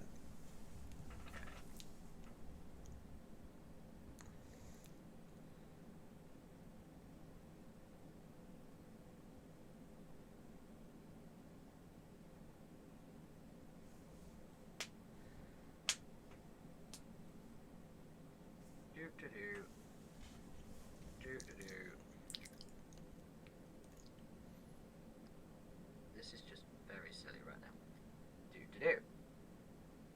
And that untaps as well. Draw 2.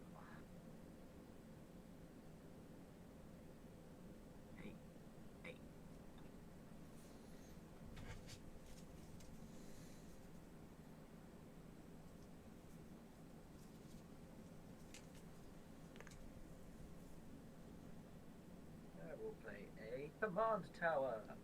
Woo!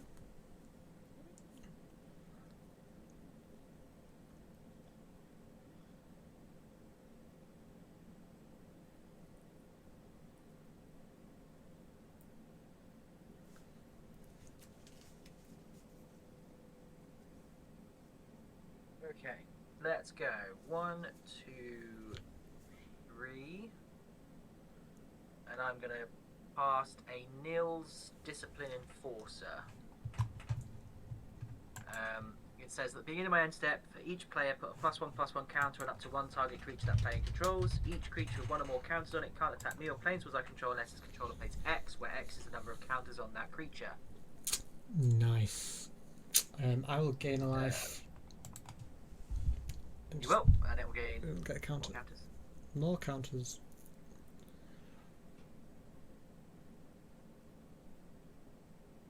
Right. My duelist heritage. When can I declare which creatures get in double strike? Does it have to be before blockers or whenever? It's when you're declaring them as it's like an attack trigger. So as you're declaring them as an attack, you will declare one of them as having double strike. Okay. Good to know. So I will know which one has double strike.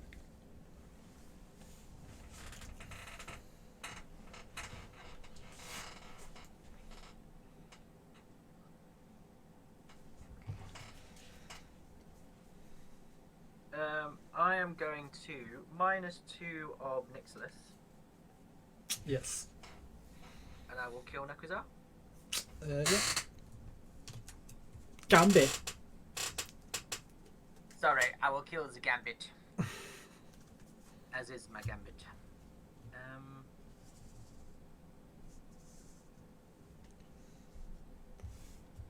I will.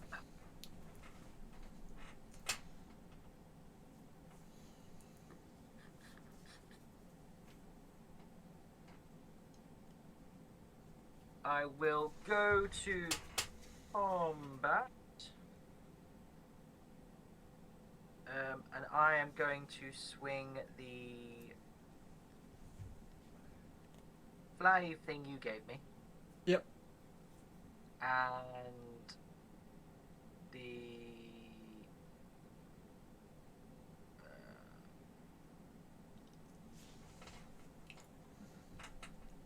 yeah, I'll just swing her and I'll give her double strike. So she would be 8. 8, yes. I am not going to block her. Okay. Take it.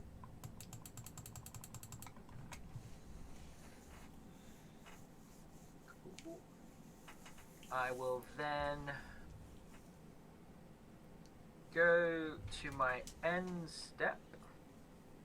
I will do Nils first. I'm going to put a +1/+1 counter on the Sun Scorch Regent.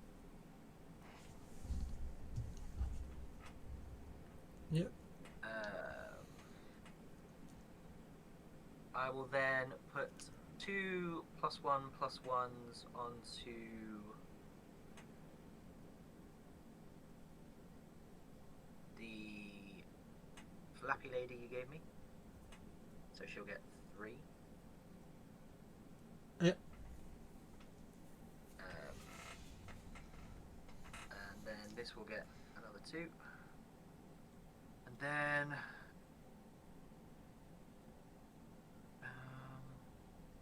I will let you draw a card. Cool. I do take 1 damage because you've got the Planeswalker still, right? Yes. I'm also going to tap for 2 and sacrifice Clue to draw another one.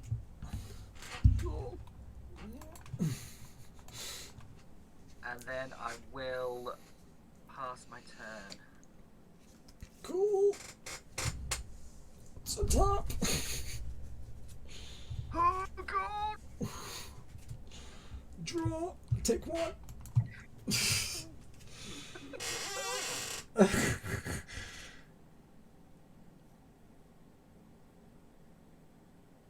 It's not helpful.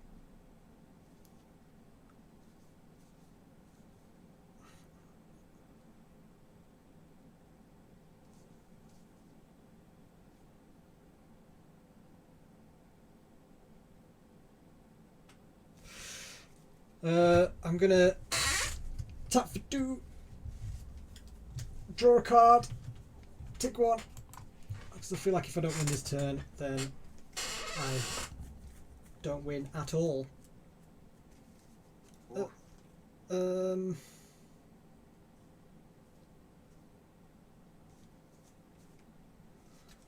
You're taking double damage.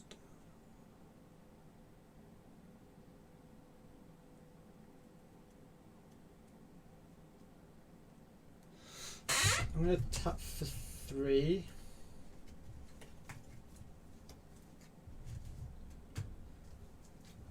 And cast Secret Rendezvous. Me and target opponent each draw 3 cards. Targeting you.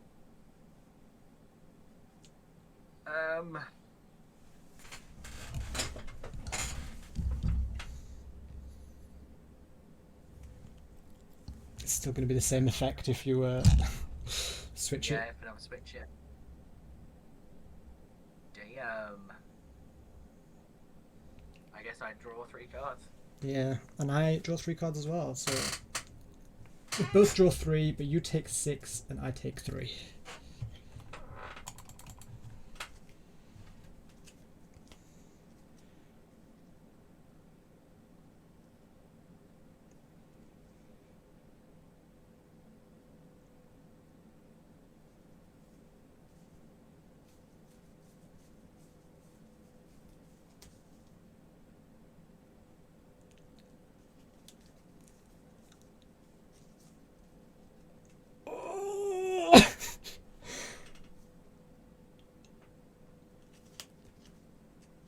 So, okay. This is wild, yo.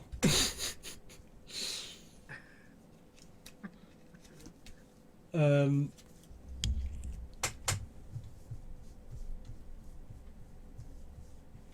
Yeah. Okay. I'll tap for 4. And I'll play Abyssal Persecutor. 6/6 flying trample. I can't win the game, and my opponents can't lose the game.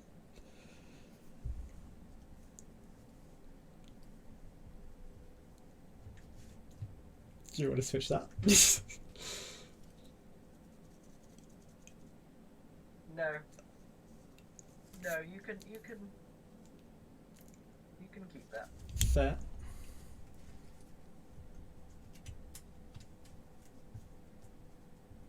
Then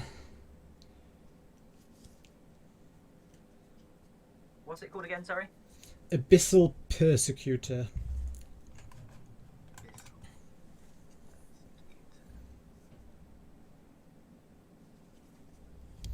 Interesting. Then 1 black for Sleeper Agent.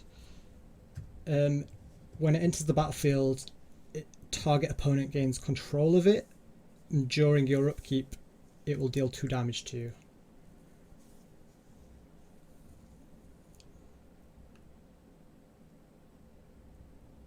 I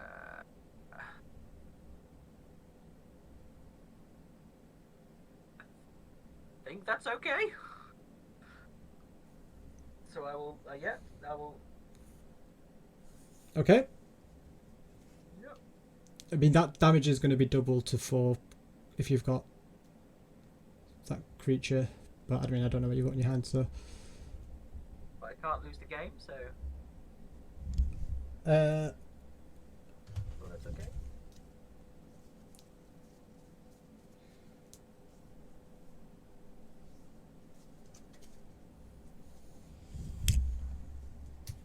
then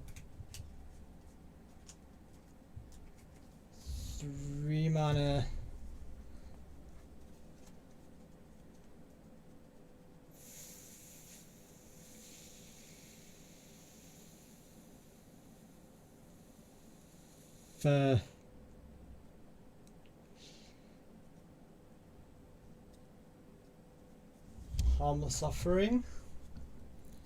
Target opponent gains control of target permanent I control. Abyssal Yeah. Persecutor. So what's the card you used?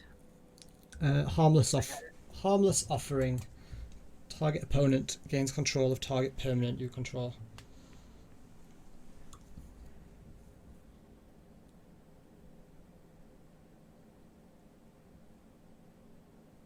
I will use the perplexing thingamabobby, Yep.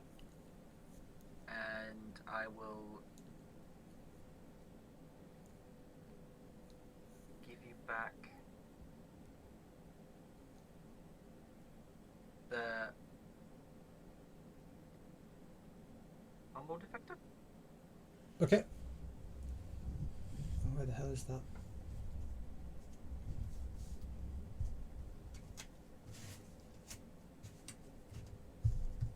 I've lost that somewhere.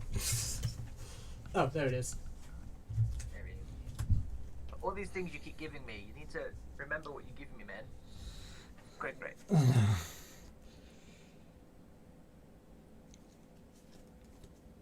Okay.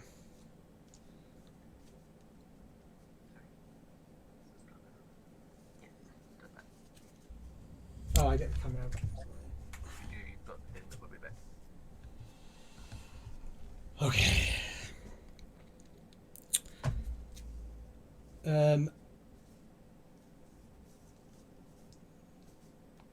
Then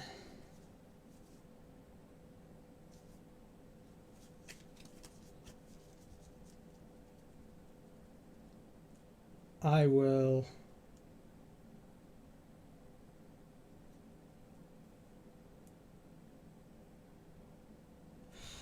what oh, you've got Glunch, right? Yeah.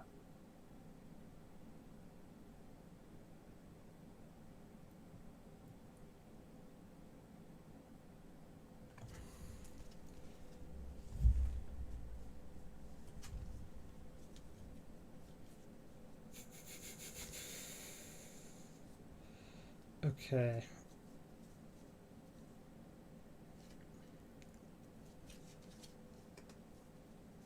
I will have to be very careful with my mana here so I don't run out.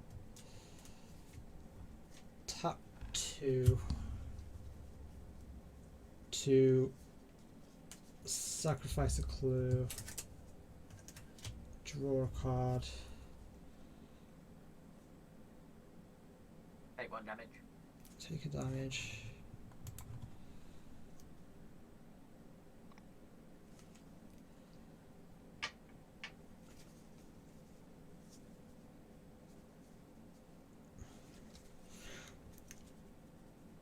How many flyers do you have?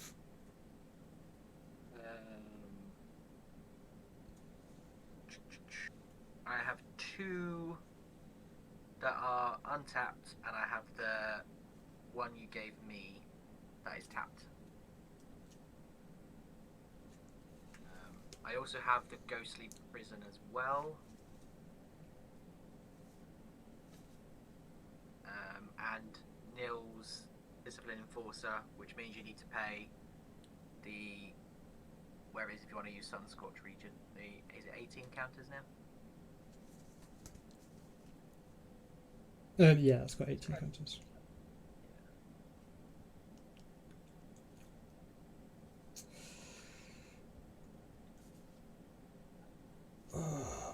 Sunscorch Region will be 18 mana plus 2 from the Ghostly Prison. Fucked because I don't have 1 black mana, which is what I'm looking for.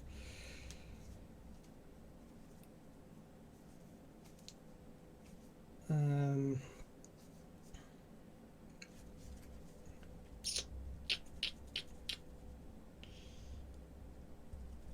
think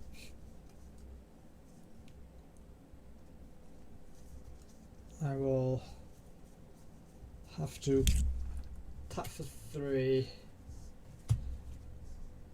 Play Howling Golem. Attacks or blocks.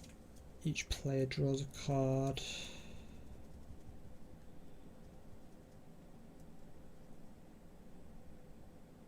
And then yeah, go ahead. Okay, so this is interesting. I'm going to untap, Yeah. but I have no cards in my library. But I can't lose the game. Oh, you don't have any cards in your library? Nope. Oh, really? I didn't realise that. Yeah, you made me draw them all last turn. And then you said I couldn't lose the game. I mean, obviously I wouldn't have played that if I knew you were out of cards. Alright. Sure. But I will take the 2 damage from the Sleeper Agent, which is 4 damage, Yeah. and still not lose the game. So, Alright.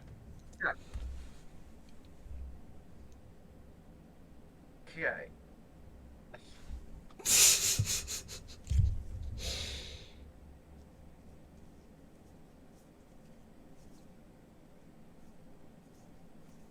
Go on then.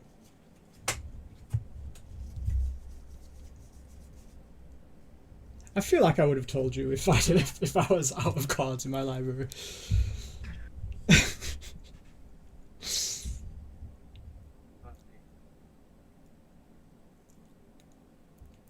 I will, at this point, I think, because it is the time, I will concede the game to you. Because I can't really do anything to beat you, and anything I will do will just make this go on for longer, and I think you've got it no matter what, because you've got more options, so I will concede at this point. Well, what I needed the 1 black mana for was to play Plague Reaver to sacrifice all my creatures, which is what I was trying to do, so that you would have died on your upkeep. But It was, yeah. it was awkward because I had to had play to- stuff in a stupid order because of Perplexing Chimera. It's like, what do we do? What happened? I have no idea what's mine and what's yours anymore. Yeah, there's a lot. Yeah. Alright. No, I do apologise. I was just watching what was happening, and when I drew all my cards, you were still talking and going. I was like, oh, this is cool, this is cool, this is cool. And then I just, yeah. I didn't. But I will, yeah, concede, because I should have let you know when it happened. It's So, alright. GG.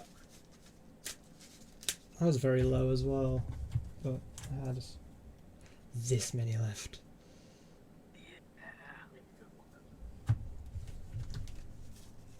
I was trying to work out if I could have still won, though. 'Cause I Well, could have killed one of your players. But I'm not sure how I would have got round. Because you had... I did have a lot of blockers. Yeah. Because the Tulpa could have blocked, the Sunscorched region was there, and the Abyssal thingy, so I needed to keep the Abyssal thingy so I didn't lose from no life. So I got rid of the Sunscorched region. Yeah, I mean the problem is as well if you'd have, oh no, because you would have killed it on the damage step. Yeah, you would have lost if you'd have killed. Well, if you'd have attacked me with something that I could have blocked with. Yeah, if you'd have blocked it and it had died.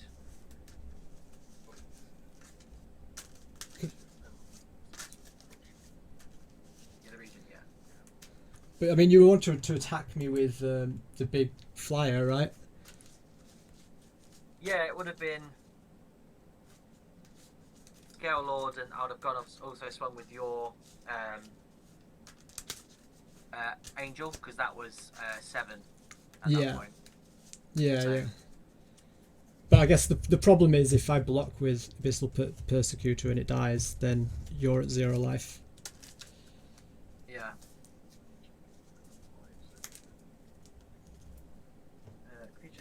less than gem levels, so I can't block creatures you control. But the Abyssal was... How strong was the Abyssal? It's a 6/6. 6. So, cast Champion of Lamphole. Yeah. Your problem as well is I had Perplexing Chimera, so I could have taken something that of yours as well. That you. Oh. Okay, apparently there was a way I could have won. So, in my hand, I had.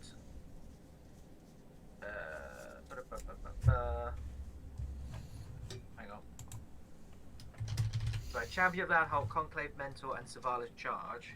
So, if I'd have gone Champion of Lamphole, then Conclave Mentor, that would have given it 2 +1/+1s. But like if I switch Champion of Lamholt with Perplexing Chimera, You would have blocked it. Yeah. And then I had Savala's Charge, which would have put potentially a green elephant creature as well. So there was potentially a way, but yeah, like you say, it would have been if you let it happen. yeah. Anyway, it ended. Good game. Well, thanks everyone. If anyone is still watching, I have no idea. I mean, maybe different people are watching because I'm live at a time I'm not normally live. I kind of forgot we were streaming for a second there.